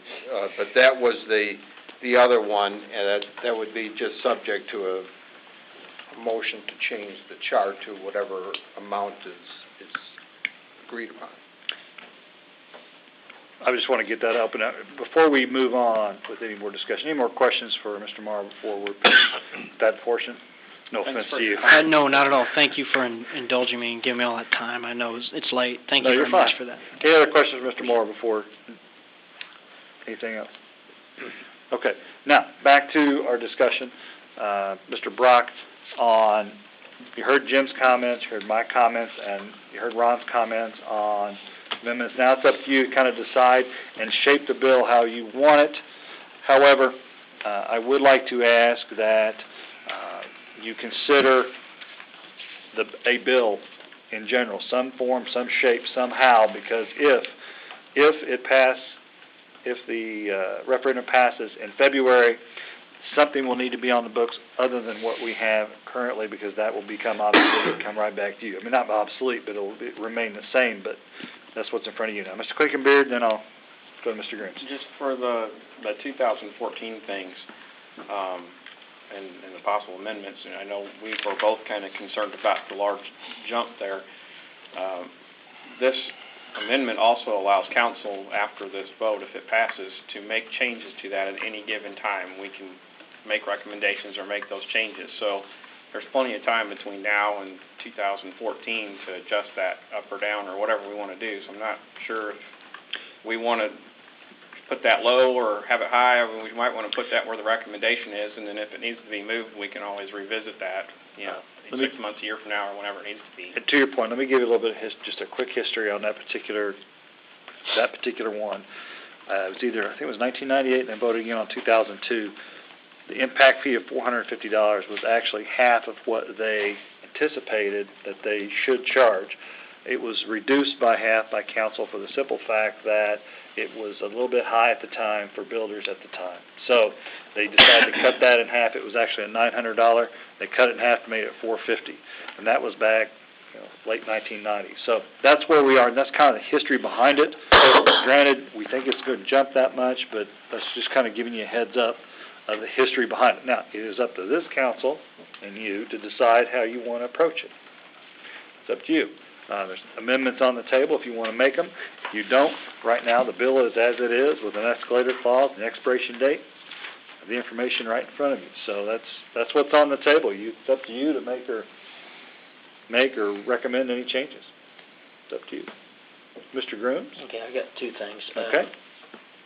For starters, so I don't forget to do so, I'm going to actually recommend this amendment, or make a motion for this amendment. Do you want me to read the whole thing? I'll read it if you want to. Are you doing both of them, or which one? G? I'm actually looking at section G at the moment. Okay, yeah. I'll If you'll move to amend, or how I read it. I'll move to amend Bill number 12-19 by amending Section 7.025G to read. The annual adjustment, the impact fees set forth herein the fees set forth herein are directly related to construction costs incurred or expenses anticipated in the future, and as such are influenced by the rate of interest on loans secured or the rate of inflation for future construction. Each rate established in paragraph A, and this is the new part, we're deleting the escalator clause and adding this, is subject to review and adjustment annually by City Council, with such review occurring before adoption of the annual budget. City Council may adjust the fees as conditions warrant. However, if no annual adjustment is made, or if City Council does not conduct a review, the then current impact fees shall remain in place. Second. I have a motion and a second to amend Bill number 705.25G. I have a motion and a second. All in favor say aye. Aye. Opposed, no. Any abstentions? Okay, that motion carries. That means the escalator clause has been removed from the bill. Now my second item, some of the information that was sent out earlier, and it's not here in the ordinance, the $1,400, I believe it was the $1,400 fee, help me, Jim. Maybe the $1,125 sewer impact fee that goes into effect in 2014. There was actually two components to that. Thank you. That's exactly what I was looking for. Yes. The second is the collection system, and in our discussions, I garnered that is basically an estimate of what it's going to take for future development as far as lift stations and things like that. Is that correct? Yeah, I'll let David get into any more details than that, but yeah, that is correct. Well, all I'm looking for is typically a developer, in my view, typically a developer's already being hit for that. I mean, perhaps not 100% of it, but I don't think that it would be at all unfair to back that $373 out of that, bringing that $1,124 down to $751, since as future development happens, typically a developer is being required to put those collection systems in place. So you're saying that in January 1st, 2014, that $1,125 would actually be $750. I can live with that personally. And when I did talk to these men, they did understand that there are sewer needs in a city. They just hate to get hit with such a large amount at one time, though they did appreciate that there is 12 and 13 preceding 14. But I like that. Point out a detail I don't believe we touched specifically on. This ordinance also repeals Section 705.250. That's the section of the code that allows the city to charge connection fees for expansion of the collection system. We currently have 3 that are in effect. That was part of the 2001 expansion. We have a Fuel Creek connection fee, it's approximately $750 an acre, McElhaney connection fee, Evergreen connection fee. Those are charged to developers in bulk by acre. That component is in the calculations because we want to eliminate that separate connection charge. So if you want to take that segment of the total out of there, I would ask the council to consider whether you want to eliminate these other connection fees, since that is a revenue source for that expansion. Why were they taken out? I mean, that's money that's already been spent, right? And this was how it was supposed to be recouped. It is, and we have just a few small, as you mentioned before, if you look those at the are two components specific there, locations. the 622, per residential unit, that's what we built. The 373 would be improvements to the collection system that we foresee in the next 10 years.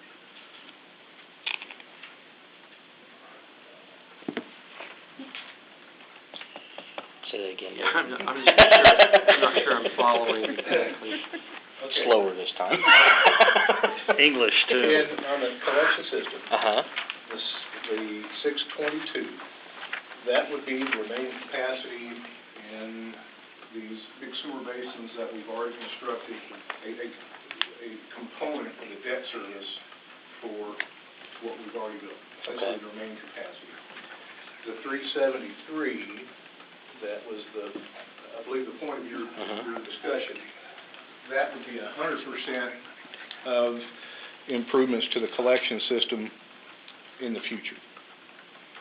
But this is the collection system as a whole, whereas these, help me out here, the connection fees were specifically related to just these 3 particular lift stations, correct? That's correct. And so I guess my point is, the bill is set up to eliminate those 3 connection fees. And if we delete that section of the code, then we won't have authorization to set up anything in the future. I'm not saying the council could not do that in the future, they certainly could, but the basic provisions to do that are set to be repealed in this ordinance. But if council chooses to pass the ordinance and make the necessary changes and keep the ability to make changes at that time, what Mr. Grooms is saying, you could bring those back. Is that what you're saying, Mr. Grooms? You could bring those back under a different particular ordinance? This portion of the impact fee. Since it's already, Otherwise, you've got somebody in a part of town who's is in no way related to those particular areas, subsidizing those in those areas. Is the way I kind of have to look at that. You are correct. I mean, it just depends on how small of an area you want to focus in on. On the 3 connection fees, if you're the area of town that's not served by Schuler Creek, McElhaney, or Evergreen would essentially be north of Highway 60 Northwest. In Northwest. and I would like to point out too, we're probably one of the only municipalities in the entire country that pumps our sewage uphill, which in itself is a mess, and itself adds a lot of cost to our system. So, with that said, I mean, we are in a unique situation where we do have a lot more infrastructure and a lot more expense to pump our stuff uphill. I don't know another way to put it, but I'd be nice about it. But your republic is unique that we do pump our sewage. It doesn't roll downhill. In the wrong direction. It doesn't roll downhill here, but it does roll uphill apparently. It's the bed we made. It's something we made. But anyway, that's the way it is. Can't change it. But one question then. The connection fee, how much exactly is it? You said it was by the acre. It's by the acre. So, in a typical medium density subdivision is what, about 3 houses to the acre? And what's the charge per acre, the connection charge? The one that comes to mind is Schuler Creek. It's $750 per acre. That's the most expensive. So that's about $200 to $250 per, which is a little bit less than this.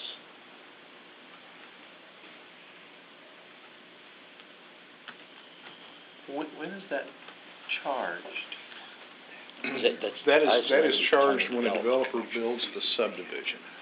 So the developers having to... The developer's going to pay that, probably tack a profit margin onto it when he sells the lot. basically what Mr. Brock is saying is, I think he's probably asking you, do you want to put those 2 particular or 3 particular lift stations back in there at a different charge? Do you want to wait, or do you want to put them back in? That's, I think, is what Mr. Brock is particularly asking, because what he's saying is these charges were based on these going away. If you lower it, then basically the net is now lower. See what I mean? And I think that's the point of our questions, is we're trying to see what's the net effect, which way we go. Exactly. And it's up to you to decide how you want to do it. Trying to figure out here.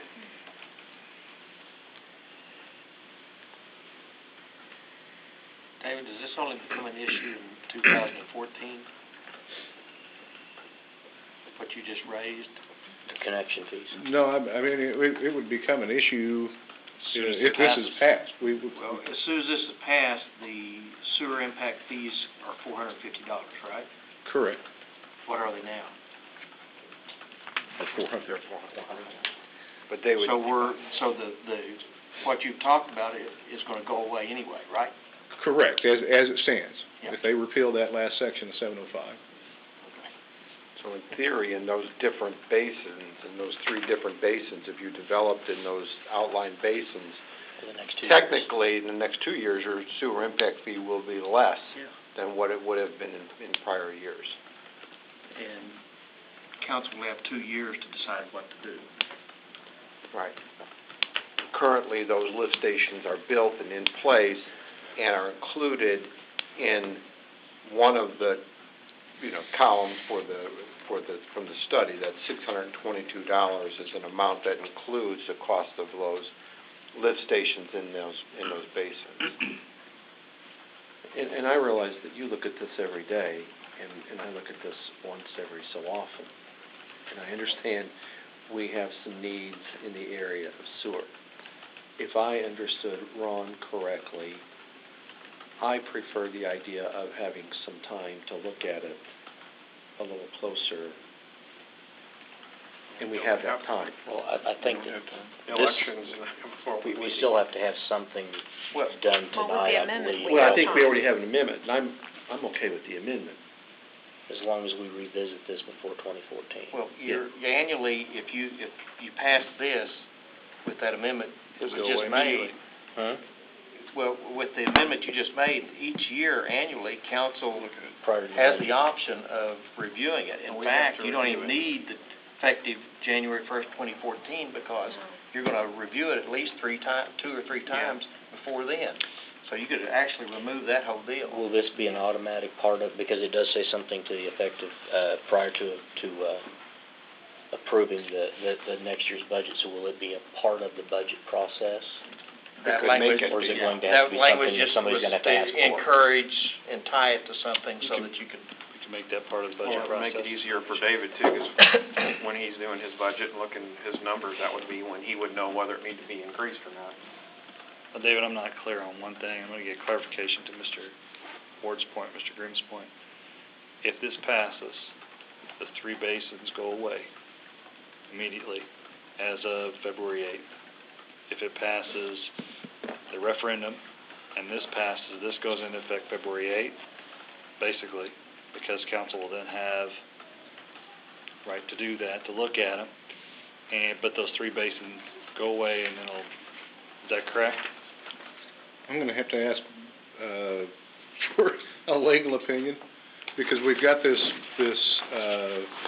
provision in there,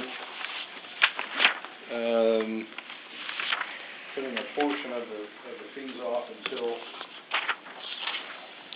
May 12th, but that may just be referring to the fee schedule. That gives, was one of the things that we put in there, so that if someone had something that was currently, before planning and zoning and in the process, they had until May 1st to opt to either pay under the old fee or pay under the new fee, because it didn't feel like it was fair if someone had their plans being reviewed, and then all of a sudden we say, now you owe X more or X less. That way it gives them the option of which one to use. Section 3 is the only place is what specifically repeals 705-250. Now, 250 is repealed if this passes. Yeah, that's what I'm saying, February 8th, per Section 5, that 250 is gone on February 8th. That's my point, was that... 250s were the connection charges. Yes, and my point is that Dr. Ward asked, it gives us 2 years. Well, actually, what it doesn't do is give us 2 years on those particular deals, because Section 250 goes away on February 8th if it passes referendum.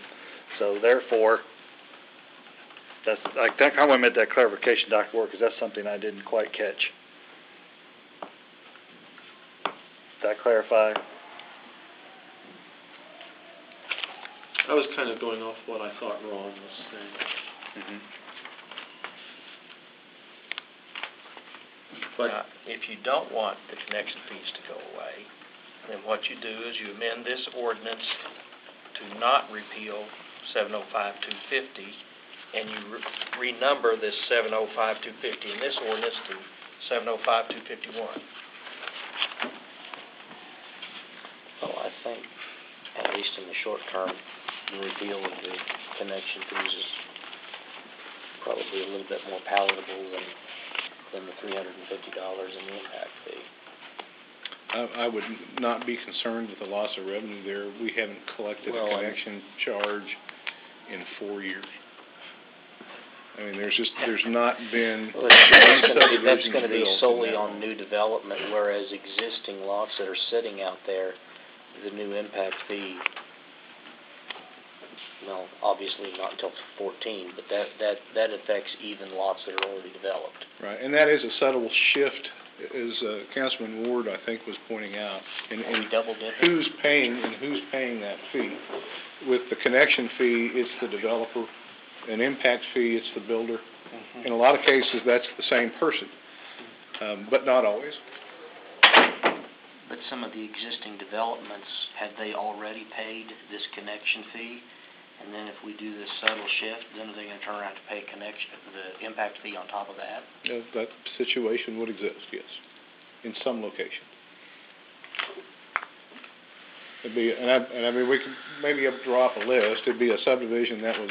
These connection fees were implemented in 2005, I believe. So it'd be a subdivision built after. The northeast.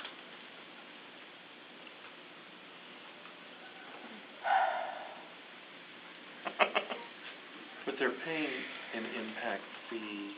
No, what I'm saying is that when the subdivision was developed, the developer paid that connection fee by the acre. And then if this switch takes place, now when the home builder comes in there and builds a home on one of those lots that's already paid a connection fee, they're going to get hit with an impact fee. They would have paid an impact fee anyway. Huh? They would have paid an impact fee anyway. They're paying an increased impact fee. After 2014. Theoretically, that was theoretically offset by the connection fee after 2014. Yeah. If I can, please, I'm going to add a comment here. These little sub-impact fees that we have out there for these different basins really aren't very good policy. And we have to recognize the revenue that they bring into the city, but really, I mean, some of the comments you made about other people subsidizing the system and how we operate, this is not a very common policy. You won't see this probably you might not see it in any other city. So my preference would be, let's eliminate that. It's more complicated. It's another thing that we've got to think about and charge, and then just set the impact fees correctly for everyone and do away with these. They haven't impacted too many subdivisions yet. As David said, we haven't collected in probably 4 years. So there would be minimal impact on what those had. I mean, my personal opinion is I don't favor those. As long as the impact fee itself is fair and across the board, that would be my preference. And David might disagree with me too on that, but I just like it being simple and clean and easy. So you're saying don't worry about the connection fees? Don't repeal those little sub ones, and then just make the overall connection fee what it should be for everybody. And then that way the revenue still is the same. That'd be my preference, and David's probably thinking the other way. No, I agree. It's those connection fees have a tendency to sneak up on developers that don't do their homework before they buy 40 acres somewhere, and then when you tell them, this is applicable. So I like the idea of eliminating those, getting something that is system-wide, applied system-wide, but it still assists in paying for those facilities. I'm going to throw one more thing out there. I'm sorry, go ahead. Go ahead. If we go ahead and repeal these connection fees and back out that collection system anyway, are you really out anything since, as you've stated repeatedly, there's been nothing coming in from them connection fees anyway? are we really losing anything? And I mean, again, in the future, I would say that any future development, that developer's going to get, if there's a lift station or additional collection systems that have to be put in, that developer's going to be responsible for it. I think that it wouldn't hurt a thing to go ahead and allow them collection connection fees to be repealed and back the collection fee out of the impact fee, bringing it essentially down to that $750. Isn't that where we are now? Isn't that what the bill states? No, I'm taking $350 out of what the bill states.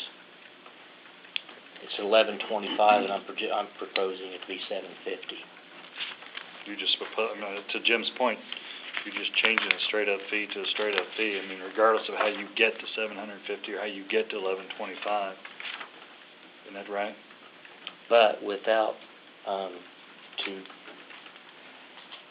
against David's point, without repealing the connection fees on those basins. So you want to keep Schuler, McElhaney, and Evergreen basins in there? Keep the repeal of those basins in there. So you want to eliminate them? Correct. And if I can add a number to that. You want to leave, you want to get rid of them, right? Okay, thank you. You said you want to keep them in there. No, I want to get You're rid of them. absolutely killing me. Keep the repeal in there. You're killing me. Keep the repeal, yeah. Thank you. Keep the repeal in there. You want to keep the repeal in there? Thank you. All right.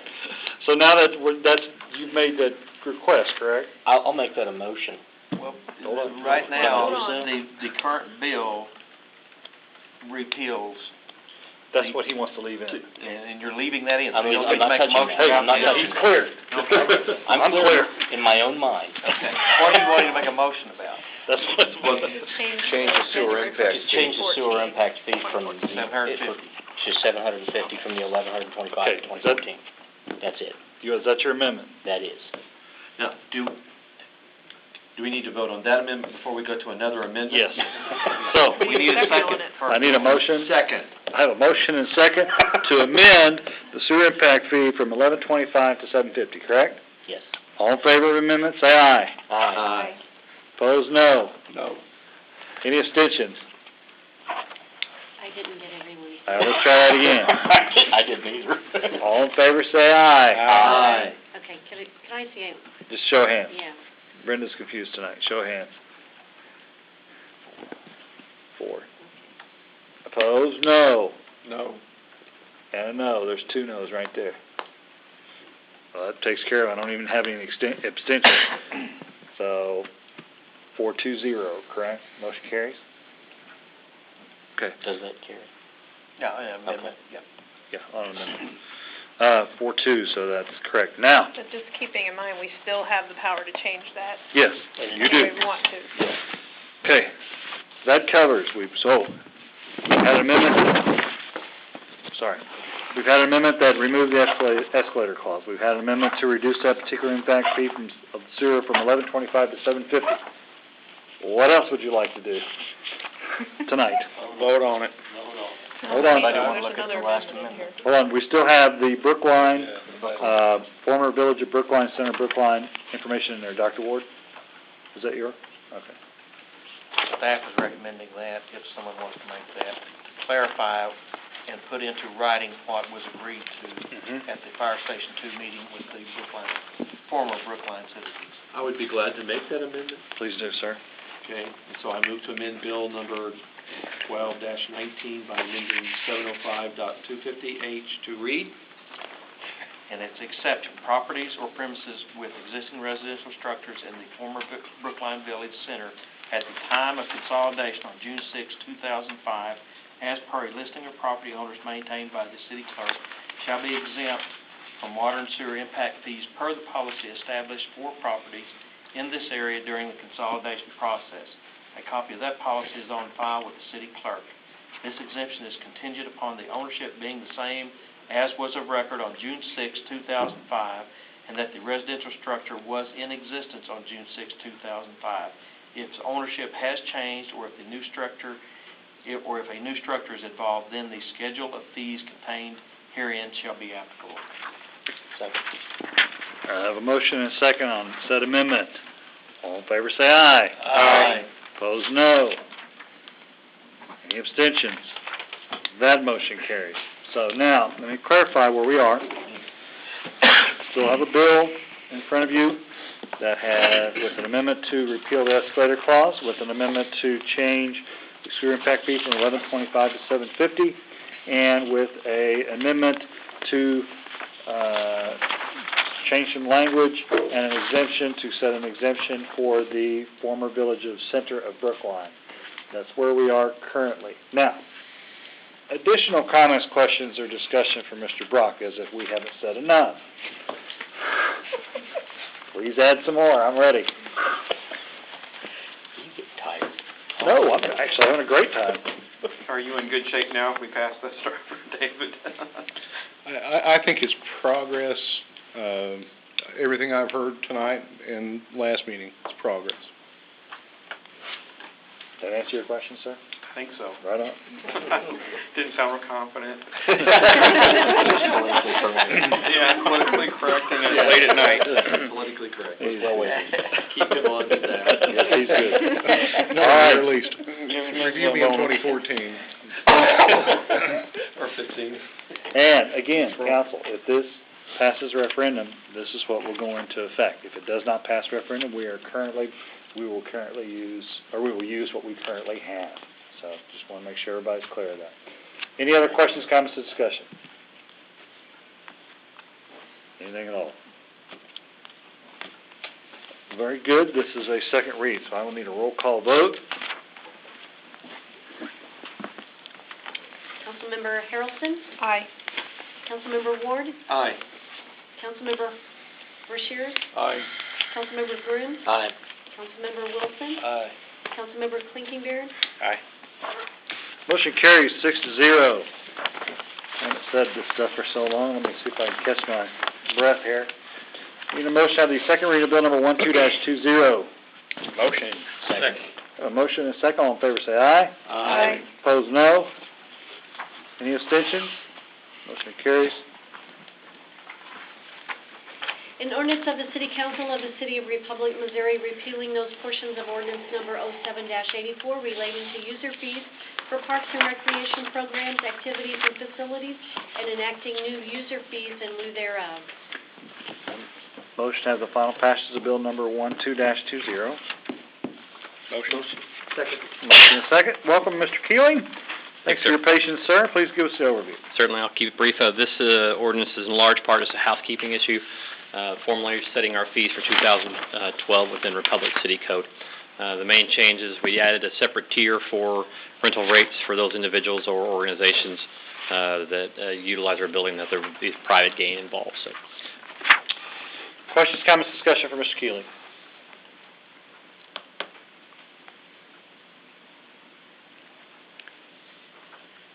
Anything at all?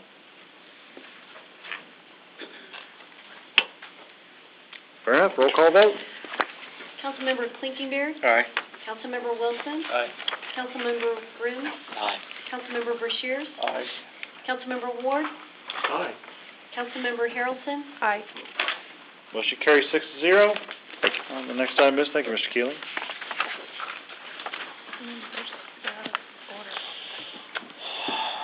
Yes. I need a motion to have Bill number 12-R-01 to be removed from the table and onto the floor. Motion. Second. I have a motion and a second. All in favor say aye. Aye. Let's try that again. All in favor say aye. Aye. Opposed, no. Any abstentions? Motion carries.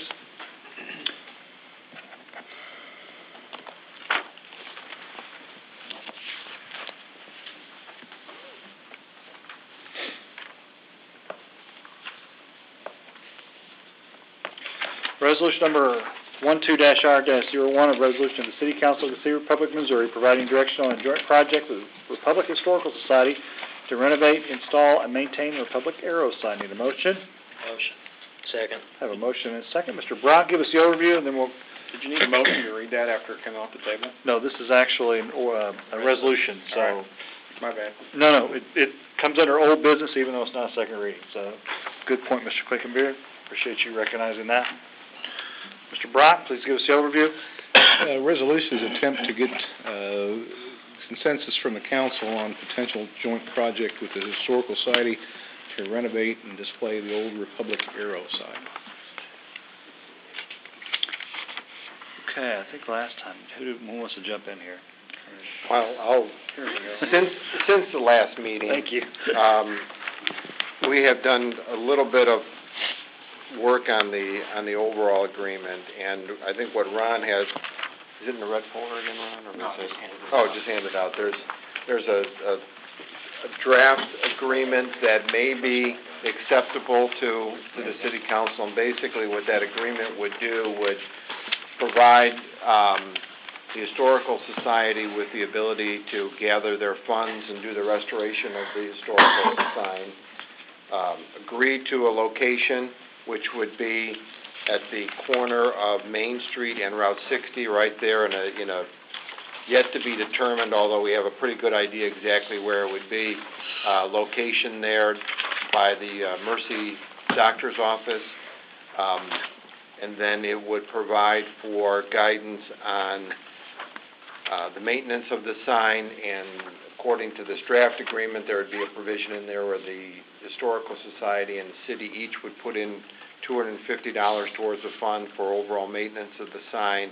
There's another provision in there that would allow for the both parties to contribute to the expenses if there was a need for a major overhaul of the sign, whether it was due from vandalism, storm, or age, or whatever the case might be.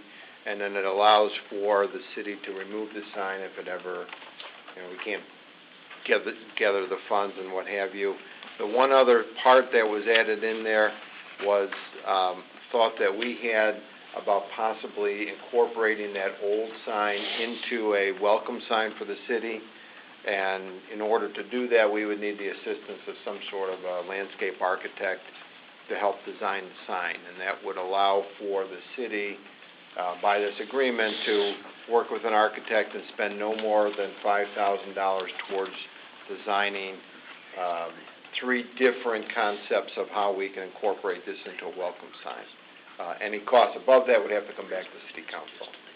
And I think those are the key points that have been added in there. And the question last meeting was whether or not this was a good investment on the city's behalf. Was there going to be too much of a liability cost-wise on the city if it got damaged and that sort of thing? Did I miss anything wrong? No. I don't think so. Before we get going, council, we do have 2 that would like to speak, Bill and Mary Sue Robertson. So I'm going to yield the floor to them for their comments, please. And just, Mary Sue, please state your name, sign in, give us your address. Okay, my name's Mary Sue Robertson. I'm president of Republic Historical Society.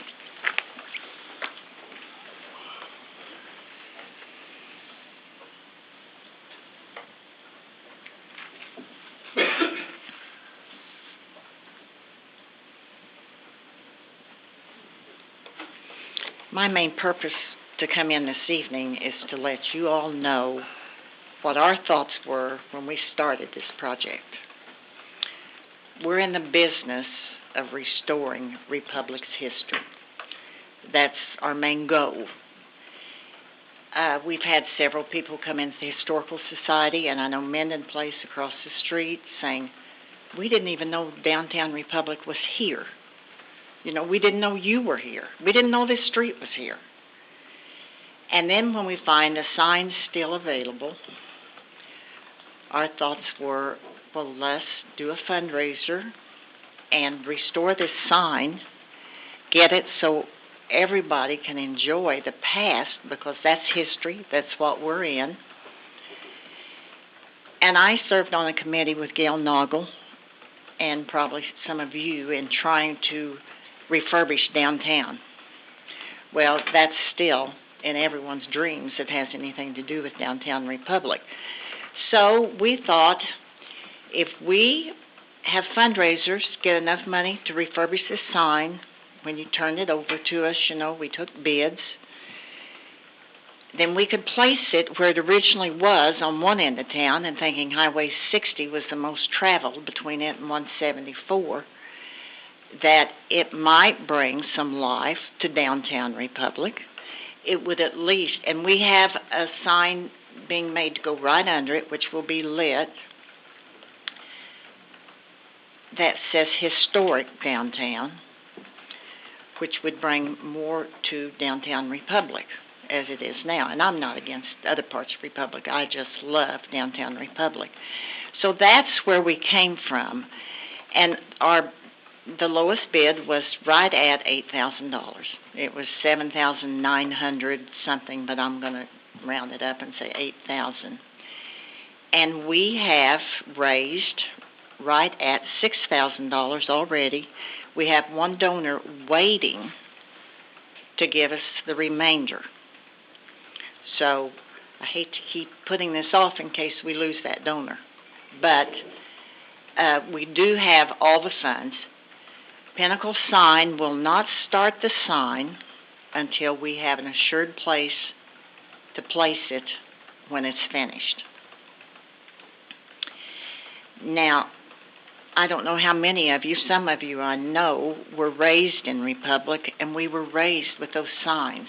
The signs stood on each end of town, one on 174 in Main and one at 60 in Main, for probably 40 years, 35 to 40 years. They were not taken down by windstorms, and they were not taken down by vandalism, and they were not, they withstood the environment. And so to have this back in the same condition as it started, I think it's a miracle that the sign's still there, for instance, and that we have capabilities. And we've had donations from Phoenix, Arizona, Roberta Arnold, who was once a teacher here, and in fact, a nephew of hers lives there on Pine Street. He's an attorney. I'm sure you all know who he is, in the big restored house that backs up to the elementary building. She mailed us $1,000. She was excited that the sign was going to be back up. And we had one lady and two daughters who are married give us $100 apiece, give us $300. One's in St. Louis, and the two girls are down south, and that's Gordon Carter's family, just to be able to see this sign when they drive back through Republic. So, and a lot of it has come from dollars and $5 and fundraisers, And so anyway, we were excited. We didn't know we were going to cause all these problems by trying to give this back to you. But I just want you to know where we come from. That's what we're trying to do. And Bill's here. If you have any questions about the sign, he can answer those. And I would suggest we not take a vote until the full council's here to vote for us on it, about it. I don't know. And that's basically just where we stand, and that's what I wanted you to know. This is, I think Downtown Republic needs it, and I think it will really, like Representative Long, is it, that we're working with, he said he thought it'd be an asset to have it pointing downtown to Old Republic. And so that's where we come from. We're not wanting to cause any problems with anybody, and we didn't think we were going to give you that many expenditures, with the help we'd asked for. So I do apologize for that, but I do want to tell you I do appreciate every one of you. I appreciate the city employees. I worked for the school district for 23 years, so I know what it's like when you have these meetings and when you face the public. So I do appreciate all of you. I appreciate it, Mayor Sue. Just to answer your question, though, just a couple things. If this council votes on it tonight, it requires 4 to pass. If the full council's here, it requires 5. So if you add another two, you're still adding one more boat. So that's kind of where we're at on that. As far as expenditures, and you're not causing us any issues, we would be discussing this regardless. I remember having a discussion on a fire truck a few years back. That was an interesting discussion in itself. But I want you to understand, too, as far as expenditures go, it's not that much money, but again, in a tight budget situation, this council is fiduciary responsible for the dollars, and they look at everything, and I applaud their effort for that. And we want you to know we're looking at it. We want to make sure we do it right and do it right the first time, no matter how it turns out. We want to make sure it's done right. So I appreciate your comments. And Bill, did you have anything you wanted to add, sir? Yeah, I'd like to add a few things. First off, I'd like to thank you all, Mayor and Jim and Ron and council members. And I think I've been a bad dream for David there, but I sure do appreciate you guys and the job that you're doing. Some things that I went over with Ken Thrasher is the representative from Pinnacle Sign. And I anticipated after questioning some or hearing some talk that there might be some additions that you might want to put on that sign. And he said that if the council chose to put something on that sign, then we'd have to reconstruct the sign to accommodate whatever you might want to put on that sign, whether it's down or above or whatever. So that's a possibility. We as a historical society don't feel that we should be responsible for that, which you covered that with your $5,000 commitment there. Ken did tell me that the service call on the sign would be $150. And the first year it would have a 1-year warranty on workmanship and material. So there would be no charge for the first year. Now, as a rule, and normally it says the signs as this type, the neon sign, the type, will go from 3 to 5 years without any maintenance at all. And that might be bulbs. Down below the sign, the arrow sign, is incandescent lights, so you know how long a light bulb would last. That would be covered under the within that $100 or $150. I told him what we thought was the $250, and he said, I think you'd be all right with $200 a piece. You've made a statement there, Ron, that it's $250, or Jim, whoever made that resolution. Ron thought that $300 would be more than enough to take care of any situation that might arise. There's 3 power units to the sign, and they're $30 to $40 a piece. So that would be, and he said those generally last from 5 to 7, maybe 10 years. So that would be the only thing. As far as vandalism or weather, nobody can determine that, We, as a historical society, we depend on donations. So it would be a challenge for us to come up with $250 a year to put in an escrow for that. We'll have to go to the members for that, for that resolution, just as you guys make them here, we'll have to do that there too. So Ken did say that they would hook it up with a 10 foot from the sign. So I guess, Shane, we'd have to have service to within 10 foot of the sign. So I don't know what figure that would be, so we'd have to know that figure so that we could incorporate that with our... Probably not really any different, I think. With what we need, So I just thought I'd come up here and answer any questions that you guys might have.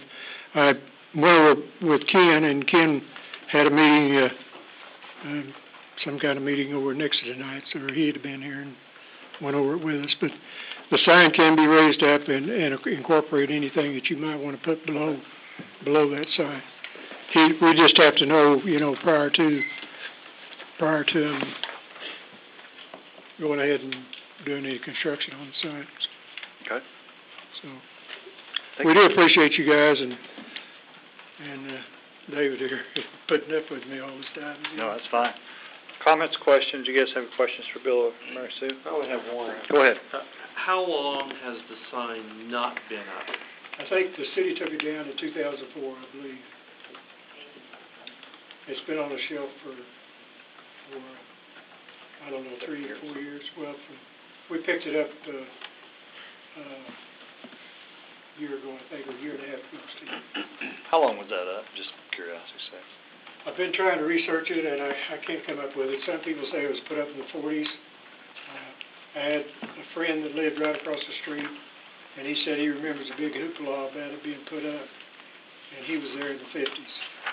Well, in fact, they were there in the 40s, too. The house right across from Mercy Heath. And forgive my ignorance, what caused it to be brought down, I guess is my question. I don't know whether deterioration or whether it was on MoDOT, and MoDOT said you guys had to take it down. David stood up. He's got an answer, I know. That was it. MoDOT was threatening that if we didn't do something with it, they would. Was it on there right away? Yes. Obviously, okay, well, yeah. This particular sign was right across from Casey's in that. Yeah. Yep, yeah. There was one where the proposal is, too, but it was Years ago. deteriorated to the point that it was. I And understand. I think Denver Looney bought that property. That sign might have still been there when he bought it. But it's MoDOT property all the way around. It was there in 56. It was there in 1956, I know. Yeah, I can verify that. So, let me ask just one more question. I'm going to get to council questions. MoDOT owns the right-of-way on both locations. If you put it at 60 in Main, they own the location. You put it at 174 in Main, they own the location, correct?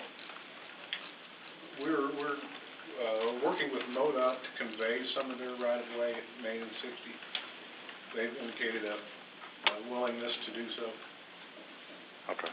We can get into that later. Any other questions for Bill, Mary Sue, anything before we get on to councils? Anything on that? All right. Appreciate your time. Thank you. David, step back up if you would. Council, what's before you has been tabled. There's recommended action there. It was tabled. I don't remember all the entire reasons, but before you, Ron has put together a sign refurbishing, some sort of type of agreement you can look at. And now I want to field questions, comments, discussions, and where we're headed and how you want to reshape, or leave the bill the same as it is, however you want to approach it. So, open the floor, Mr. Klinkenbeard. I think you had your hand up just a second ago, and I called on Mr. Ward instead. So, It's fine. Two things. One, as the negotiation we discussed before the meeting, and what I was reading here was more of just an agreement with a bunch of terms. Is that an amendment or an option, or how do we handle that? No, what the resolution that's before you is for council to decide one of two options. One option is just say we don't want to participate. The other option is to authorize staff to go forward with finalizing a contract with them and then bringing that contract back to council to make sure council is in agreement with the terms of that contract. So there would be one more vote on it, Yes. approval. This is just to tell us to go ahead and sit down with them and negotiate the terms of the contract in detail. Okay. The second thing, and I mean, I don't have a problem with the negotiations, especially if we have a second chance to approve this, but looking at the city moving forward, we've got a nice new police and fire departments, community center. We have plans down the road to put a city hall that would kind of fit that same modern look and feel to the town.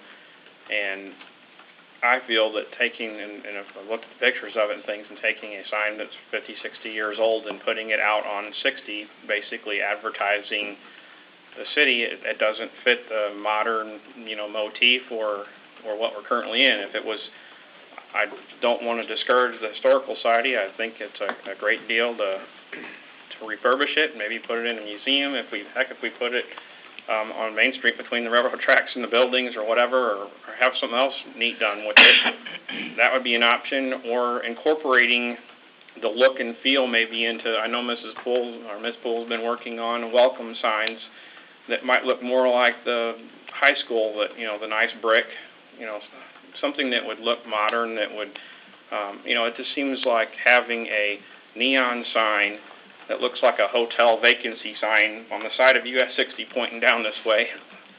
I hate to use the word tacky, but that's what I would think of it as when I come through town. And I understand it's historic, and some people have been here forever and would think it might be neat that they see something old left around.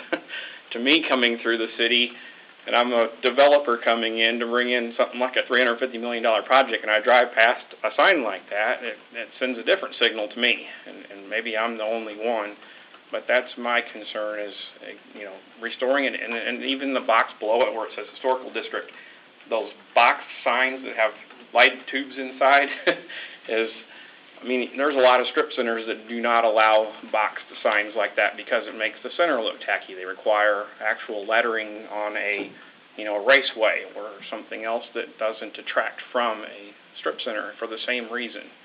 So my concern is somewhat the look and where it's put.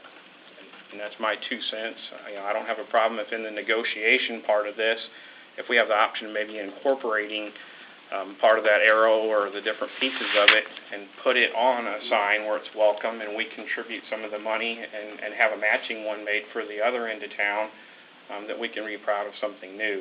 And that's how I feel about it. Fair enough. Mr. Bashirs, go ahead, sir. I guess I feel a little bit different. Of course, I'm an old Republic person.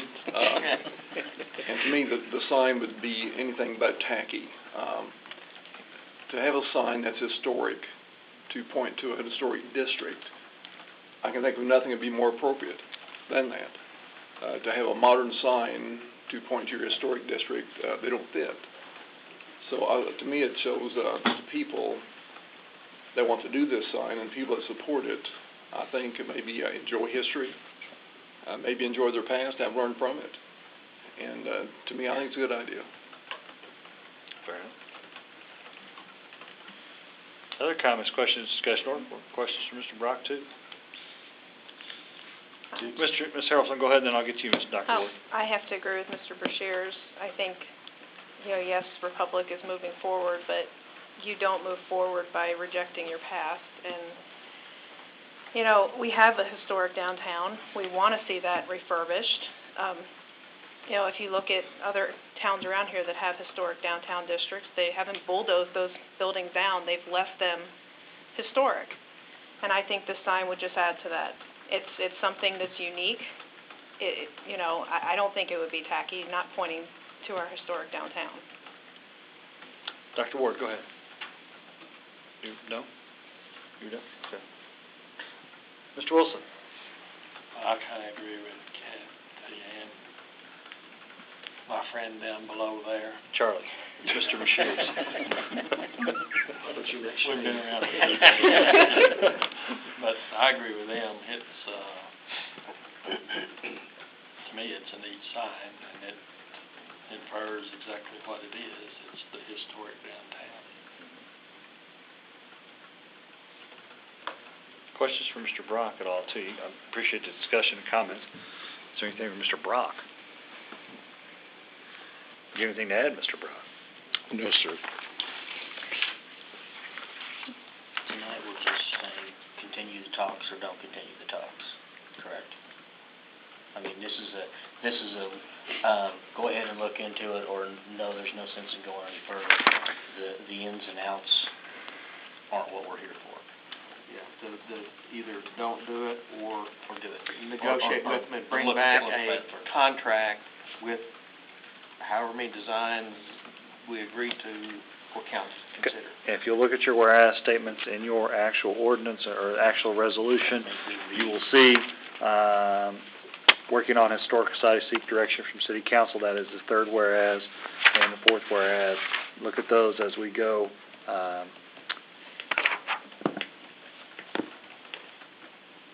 It's up to you.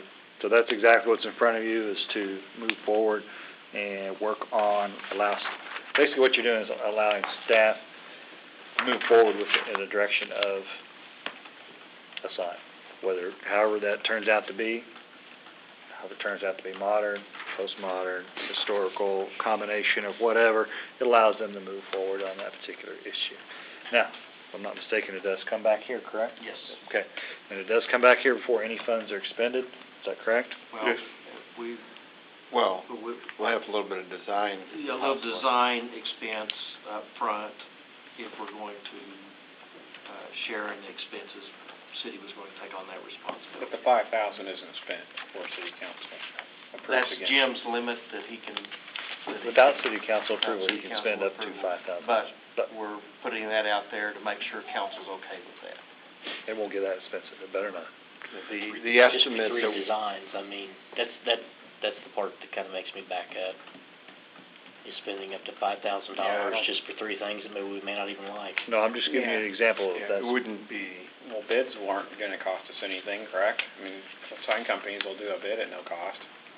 yeah, there'd be two ways of going with this. One, this agreement is one part of it, and that would just set out what we'd want to do with the sign, and do we want to incorporate it into something, more of a welcome sign, and then to give an idea to council what that would look like. We'd need to come up with some concepts, so there would be some costs.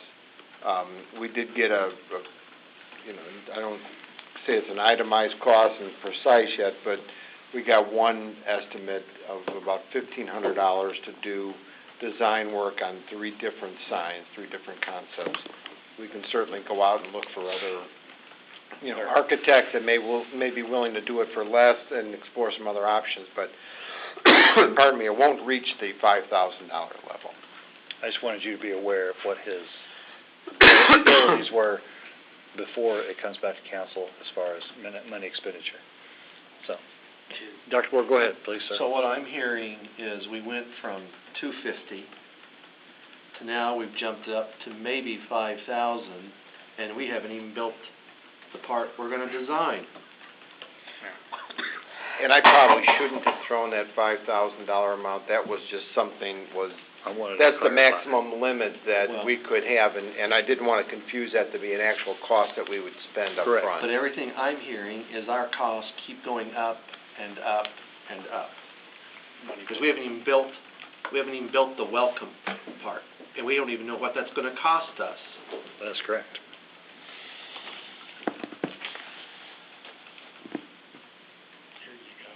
Mr. Wilson, I'm sorry, go ahead, just jump in there, sir. Personally, I don't see a thing wrong with putting it up the way this picture shows it.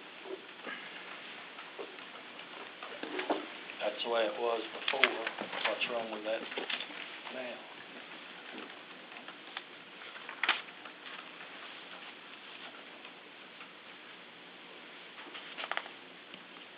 You're asking me or council? Based on my previous comments, that would be a no to that. But, there's plenty that would vote your way. Don't let me hold that. I have no opinion, I have no dog in this fight. Well, you're talking about 3 different designs. I'm just letting you know what this bill allows you to do. Can I step in? No. Please. Yes, please. You have a proposed contract before you. Right. Which staff put together thinking that maybe council would want to combine a welcome sign with what the historic district or historic society is doing. What Mrs. Poole had been working on in the past. Yeah. Right. You don't have to do that. You could say, take that part of the language of the contract out. We want that sign right there. And we negotiate with the Historical Society to come up with that sign there. The city doesn't spend any money on design. But is that what council wants? Well, this sign, the way the picture shows it, is the way it was historically. Your Welcome to Republic sign, we talked about putting out there at 174 and 60, and it would be a modern type deal. You don't mix modern with old. Which we cannot do at 174 and 60 now, because MoDOT owns everything from right to middle to left. So, and just to clarify, I charged Mrs. Poole and her committee to come up with some Welcome Republic signs. I've been bugging for Welcome Republic signs since I got on council in 2005. You see how far it's gotten us. We still don't have any. But at the same time,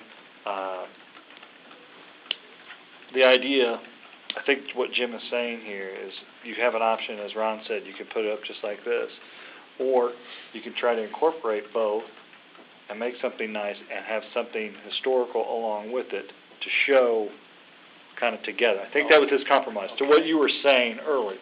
Yes, sir. Okay, then, that $5,000 shouldn't be considered on this sign here. The $5,000, as it were, should be considered on Mrs. Poole design, Welcome to Republic. And as I told her. So that money shouldn't be considered on that. Well, I think we're also off on the I agree with you. They're also off on $5,000. There's no $5,000. That's what he is up to spend. That's a proverbial, but when you go putting brick and mortar in, it's going to cost you dollars. I bet you before you put brick and mortar in, you have to have a design. You also have to have a deep foundation for it to set. That is correct, and you also have to have MoDOT right away. You dig a hole and put a little concrete and you're there. And you need MoDOT right away to boot. And he's working on that. I wouldn't count on that. I would. I like David. I like David. I like Thomas, but anyway, that's what's in front of you right now. So, I just want to clarify that's what's in front of you, to Dr. Ward's point. It's up to you how you want to approach it. Again, I don't have a dog in a fight. I just want you guys to shape this how you want it.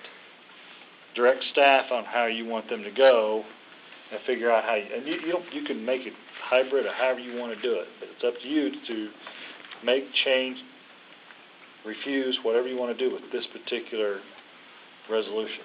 It's up to you.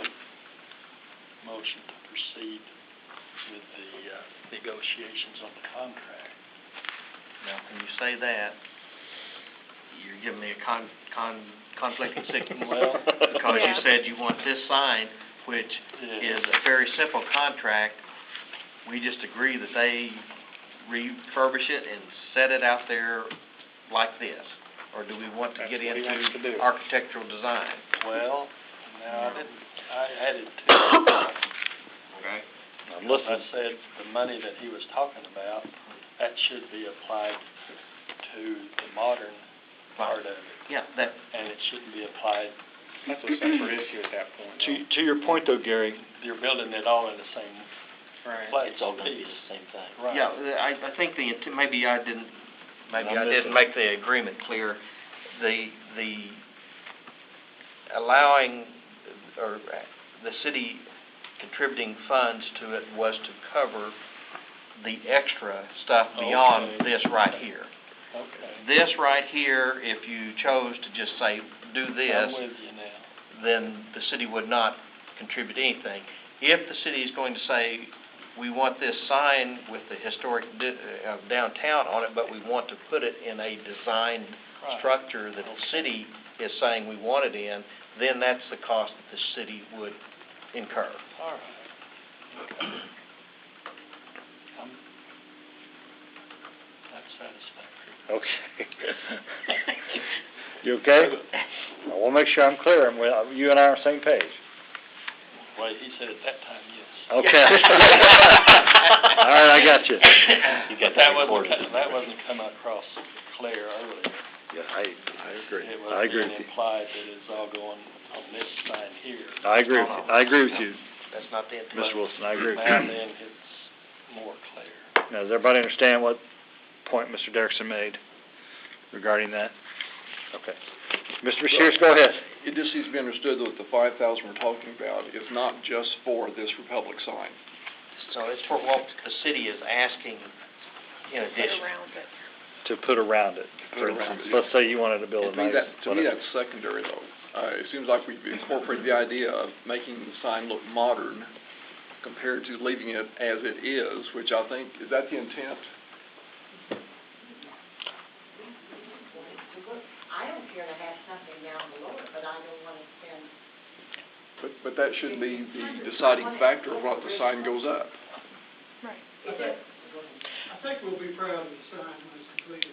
It's going to be put back with the porcelain and everything. I think the city will be proud of it. But I'd hate to see us put a $5,000 figure on putting landscaping around the sign, and that's not the purpose of what we're trying to do. We're trying to get the sign up. Right. And then we talk about spending $5,000 for it, well, we can't do that. Well, then let's don't do it. Let's just put the sign up, forget the landscaping. Landscaping will be added later. Yes. Get the sign up. No dollars, no 5,000 in other words. I think the dollar figure was just to go out and get some design work, whether it was, I think it was landscaping, maybe it was something so that you had other than just posts for the sign to sit on. It was just to kind of dress up, probably the base. I don't see the entire sign being encapsulated or anything like that. But if dressing up the base makes the project fall through, don't dress up the base right now. Well, and again, to Jim's point, the $5,000 I think is something that he is the administrator, that's the maximum amount he can spend without coming back to us, am I correct? Regardless of the project. Yeah, but Dr. Ward took it as spending, or at least I thought you took it as spending $5,000 just like that. You went $250 to $5,000 just in one whack. The thought was, you know, 5,000 is just a number that we can spend without coming back. Of course, on this topic, there's no way we would even think of doing that. But the thought was do a little bit of design work to try to spruce it up, whatever you want to call it. Do a little bit of landscaping, a little bit of stone or brick work underneath it, whatever, and then cost to design and to construct landscaping, you know, plant landscaping, whatever, would not exceed that amount.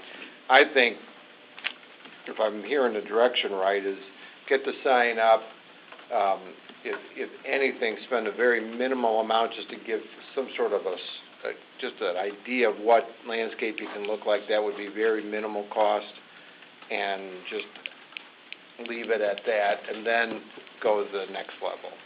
I would be fine with that. I just hate to see the project go down. But the idea, it's got to be fancy around the bottom. Do that later, if it needs to be done.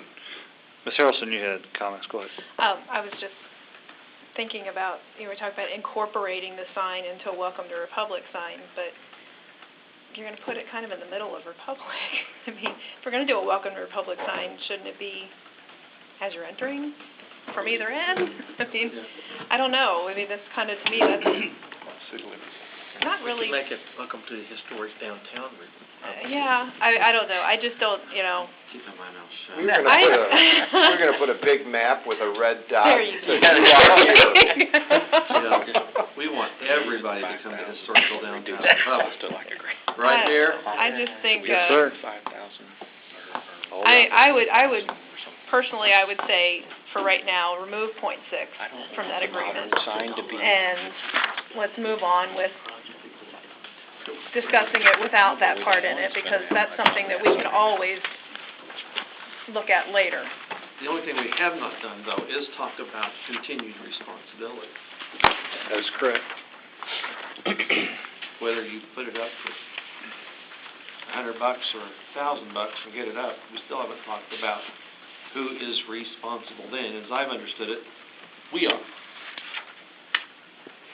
I don't believe that's the way the agreement is. Well, what's proposed, one of the proposed paragraphs in the agreement is that once it's up, the city is responsible, in essence, for the maintenance, but for the fact that the agreement says the Historical Society will contribute X dollars, whatever is agreed upon, to go into a fund for maintenance, and if the funds are available, council can approve matching that, so that you build up a fund for maintaining it up to, again, an X dollar amount, so that you're not getting $100,000 in there. You know, we don't think probably the whole sign could probably be replaced for $5,000 or $6,000, so you don't want to exceed that in your maintenance fund, and just have that in the contract. That's what's going to be in there to provide for maintenance. You know, if you have a hailstorm that just tears it up the first 6 months, you don't have enough money in there. But if it goes 6 years before something like that happens, you're going to have money in there to cover it. Mr. Grooms? Okay. Basically, to kind of back up a little bit, this will be my 2 cents. I think that, I mean, we have zoning ordinances in place that tell the business or somebody else, when you come into town and you build on Highway 60, your exterior is going to look a certain way. You're going to use certain materials. We're not going to allow certain things. And I think that we need to send that, if that's going to be our message, that we need to be consistent with that as well. I won't go so far as to say tacky on the sign, but I think a little sprucing up might go right down that same way, kind of make us a little less hypocritical, you might say. I think that I tend to probably pinch pennies with the best of them in here, but I'm willing to see a little bit of money spent towards that end, rather than just to go out there and stick it on 2 posts and go on down the road. And as to the long-term maintenance, if something is done, everybody keeps using the term landscaping, and I certainly hope we're not talking about shrubs and flowers and things like that, because we know what's going to happen with that. They'll be dead in 2 years, and we'll just be tearing them out. So, I mean, it does need to be something a little bit more permanent if we're going to go that route. And I will be willing to vote in favor of the resolution to continue forward if that is a part of it. Right now it is. Well, let me ask you this. And I think... Not exactly. Yeah, exactly. I think the issue, a couple different issues you're going to have, dollar-wise. To Mr. Bashir's point, the intent is X. You don't want to see it fail because of that. Now, I'm going to throw this out, and you guys can take it for what it's worth. As it sits right now, if it doesn't pass, there's nothing done. If it does pass, then you've authorized Jim or David or whoever it is, staff, to negotiate and work with the Historical Society on getting the sign up. Okay, getting the sign up with design. If you want to put a cap on Mr. Krischke and say you can get some design work done and spend no more than $1,500 on making it modern or whatever, incorporating it, you can do so. In the end, when Mr. Krischke comes back and they present this back, because it's got to come back to you, then at that time, if you don't like the design work or whatever it may be, you can still vote to put it up on the post as it is. You can still vote to put it up as soon as possible as you want. Now that's just, I'm throwing that idea because that will incorporate kind of basically what everybody said. And it's not spending a lot of money to do it. It is getting a couple, 3 designs or whatever Mr. Krischke can come up with for $1,500. You cap it yourselves, or you can make it a $500 cap. I don't care. Whatever you guys would decide, whatever you want to decide. I'm just throwing that out to let you know you can do that. You can make the changes and amendments however you see fit. That's kind of why I opened this with it's kind of an open discussion as far as what you guys can do. Mr. Quickenbeer, go ahead. The $500 or $1,500 or whatever that dollar amount is strictly for architectural drawings. It's not what we would spend. I mean, I don't care if you put $5 or $10 grand or $50 grand into the sign as far as an option, at least to see, what it would cost to actually build the thing. But we're talking now strictly about you going and getting drawings of options. Is that the money we're talking about spending?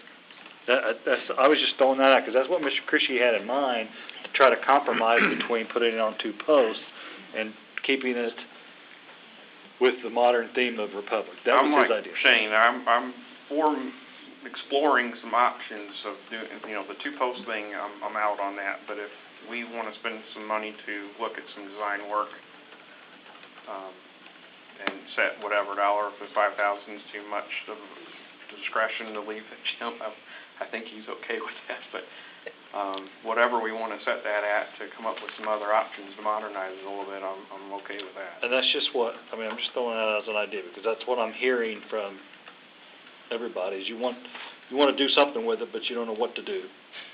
And that'll still come no back. Offense. When that comes back, we'll have the 2-post option. We'll have a couple modern options, so the people that would like the 2-post will still have that as what to vote on later. And the other thing too is we all want downtown to be refurbished. We just want to. Sometimes we skip the process of how do we go about it. We want to see what it looks like first before we vote on it. Well, sometimes you're going to have to go through the process in order to get to the point where we see what it looks like, and this is where we're at. So. Yes, ma'am. Thank you.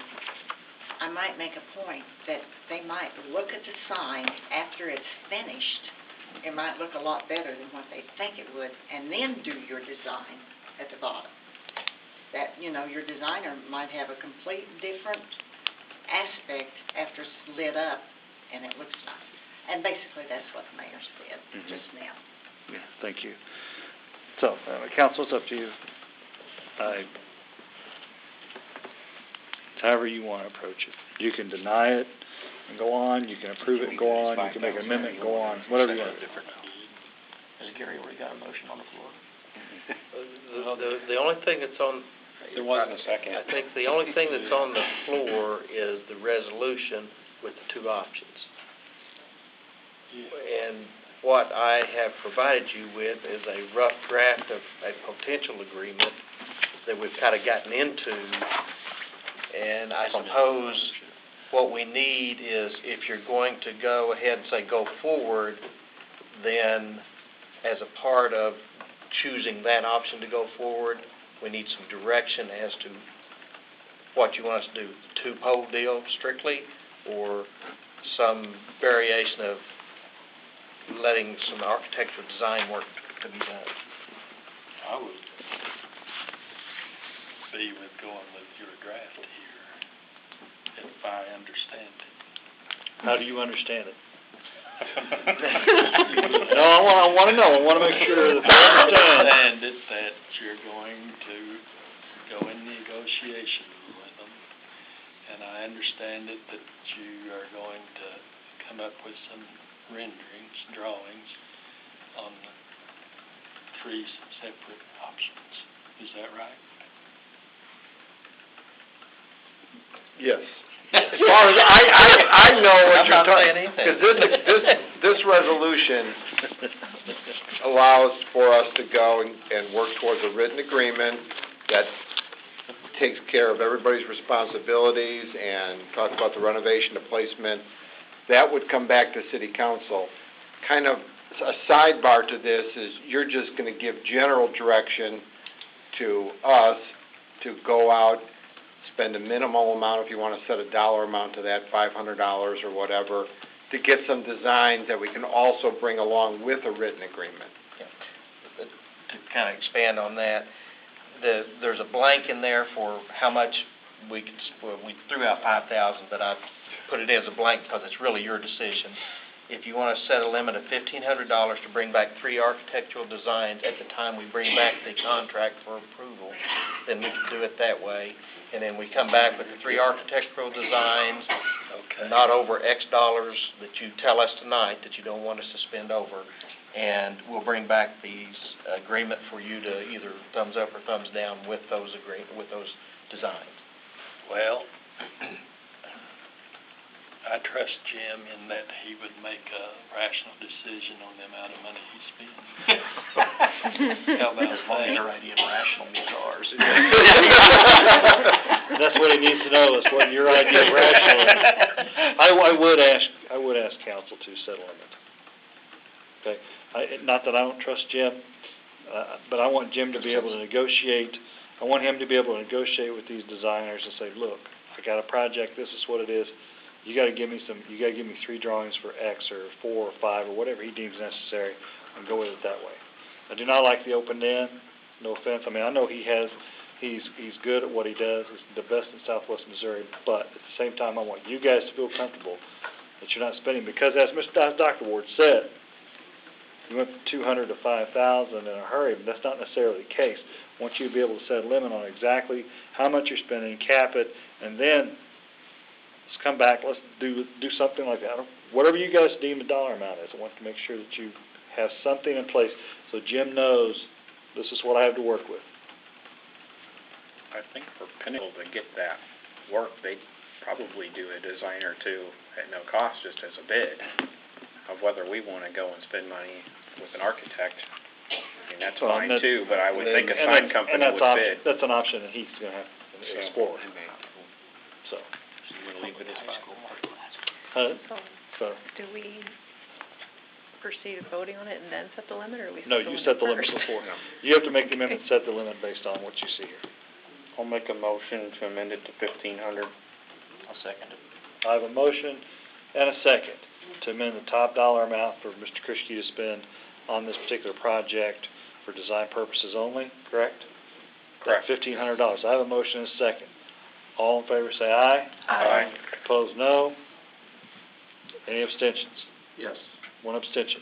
Okay, motion carries 5-0-1. Now, you're back to the agreement as it's written.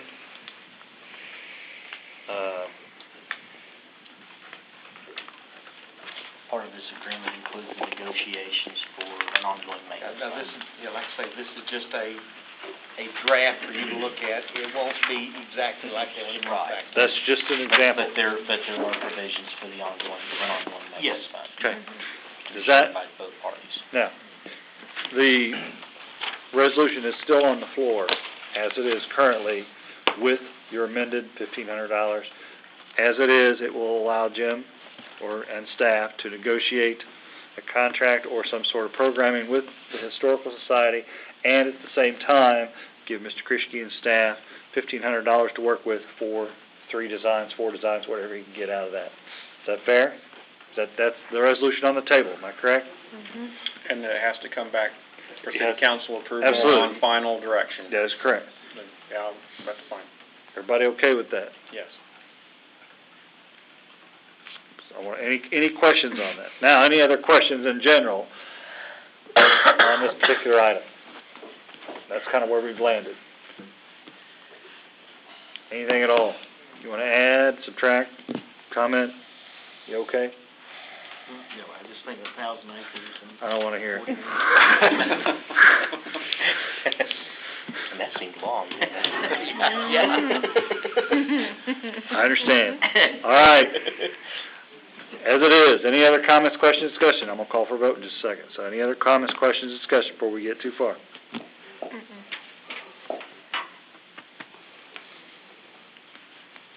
All in favor say aye. Aye. Opposed, no. Any abstentions? Yes. 501, motion passes. All right. On to new business. I need a motion to have the first reading of bill number 12-21. Motion. Second. I have a motion and a second. All in favor say aye. Aye. Opposed, no. Any abstentions? Motion carries.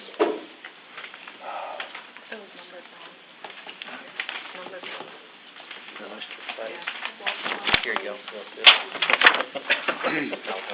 An ordinance of the City Council of the City of Republic, Missouri, authorizing the city administrator to execute an access agreement with the Missouri Department of Natural Resources for a scrap tire cleanup event.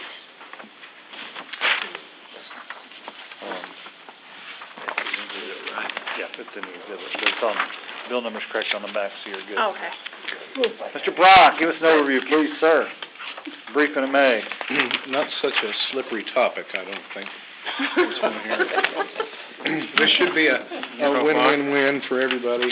DNR offers a program for communities to do tire collection events. They provide a tractor trailer. We collect tires from the residents, load the trailers, and they pick them up on Monday morning and start the recycling process. No expense to the city, no expense to residents that drop off tires. They do have standards on limiting it to residential and truck tires, no tractor tires, nothing mounted on rims. So what council has in front of them is a bill to authorize execution of a very simple agreement with DNR to allow them to participate. This is not something that comes along very often. I put Republic on the waiting list last March for this program. So the timing of it, if things go as planned, the event would be held later in March. A note on the exhibit that we are interested in conducting an e-waste, televisions, computers. Heard back from Computer Recycling in Springfield. They're definitely interested in participating in an event at the same time. Will mention that they do charge reclamation fees for those collections, but that may be a discussion on a different night. The ordinance in front of you is simply just to solidify things with DNR for the tire collection event. Questions, comments, discussion for Mr. Brock? Well, I was fine till you said money. That's for the e-waste collection. That's a different discussion, too. That's not planned. Tires are free. Tires are Computers free. not. Our labor to carry out the event. Okay. Trying to complicate and confuse me? We did something similar in No is the answer, Dr. Ward. 2004, I think. Empire Electric has a tire collection program, and it was Springfield Computer Recycling, and you just do both events simultaneously. Kind of get, you can double up on your promotions. So we want to try and replicate that. That's the only tie-in with the agenda item tonight is just trying to give you a picture of what we ultimately plan to do in March.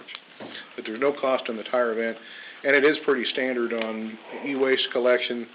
It costs money to strip those materials down.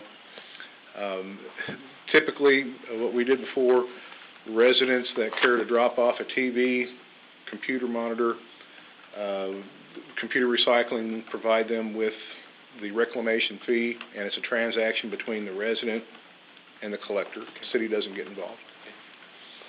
On those tires, Yes, instead of tractor tires, they're tractor trailer tires that they don't take.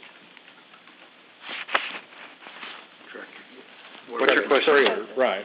I mean, I believe that is the extent, would be like a semi, Yeah. but not John Deere. No, not John Deere. But it also says there tractor trailer tires and tires mounted on rims are excluded. Let me verify that, Gary. I think I see what Gary's saying. He's saying that if it should read tractor trailer tires on rims and tires mounted on rims, right? Because otherwise it looks like tractor trailer tires and tires mounted on rims. Only mounted on rims are the tires. Tractor trailer tires are excluded. So I see what he's saying. If not, verify that and clarify it. It is a first read, Gary, so he can look into that. Fair enough? Make sure you look into that. Not that I've got any tractor trailer tires. Especially mounted on rims. Other questions, comments, for discussion for Mr. Brock?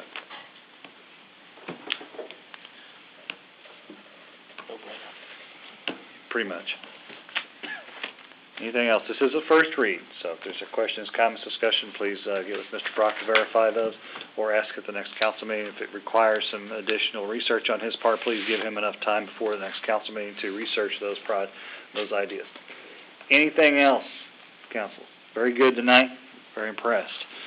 That is a first read, Mr. Brock. Thank you very much. I need a motion to adjourn. Motion. Second. I have a motion and a second to adjourn. All in favor say aye. Aye. Opposed, no. Anybody want to stay? No. Abstain. All in favor, motion carries. You're not even nice. With cake. And meeting adjourned, and there is cake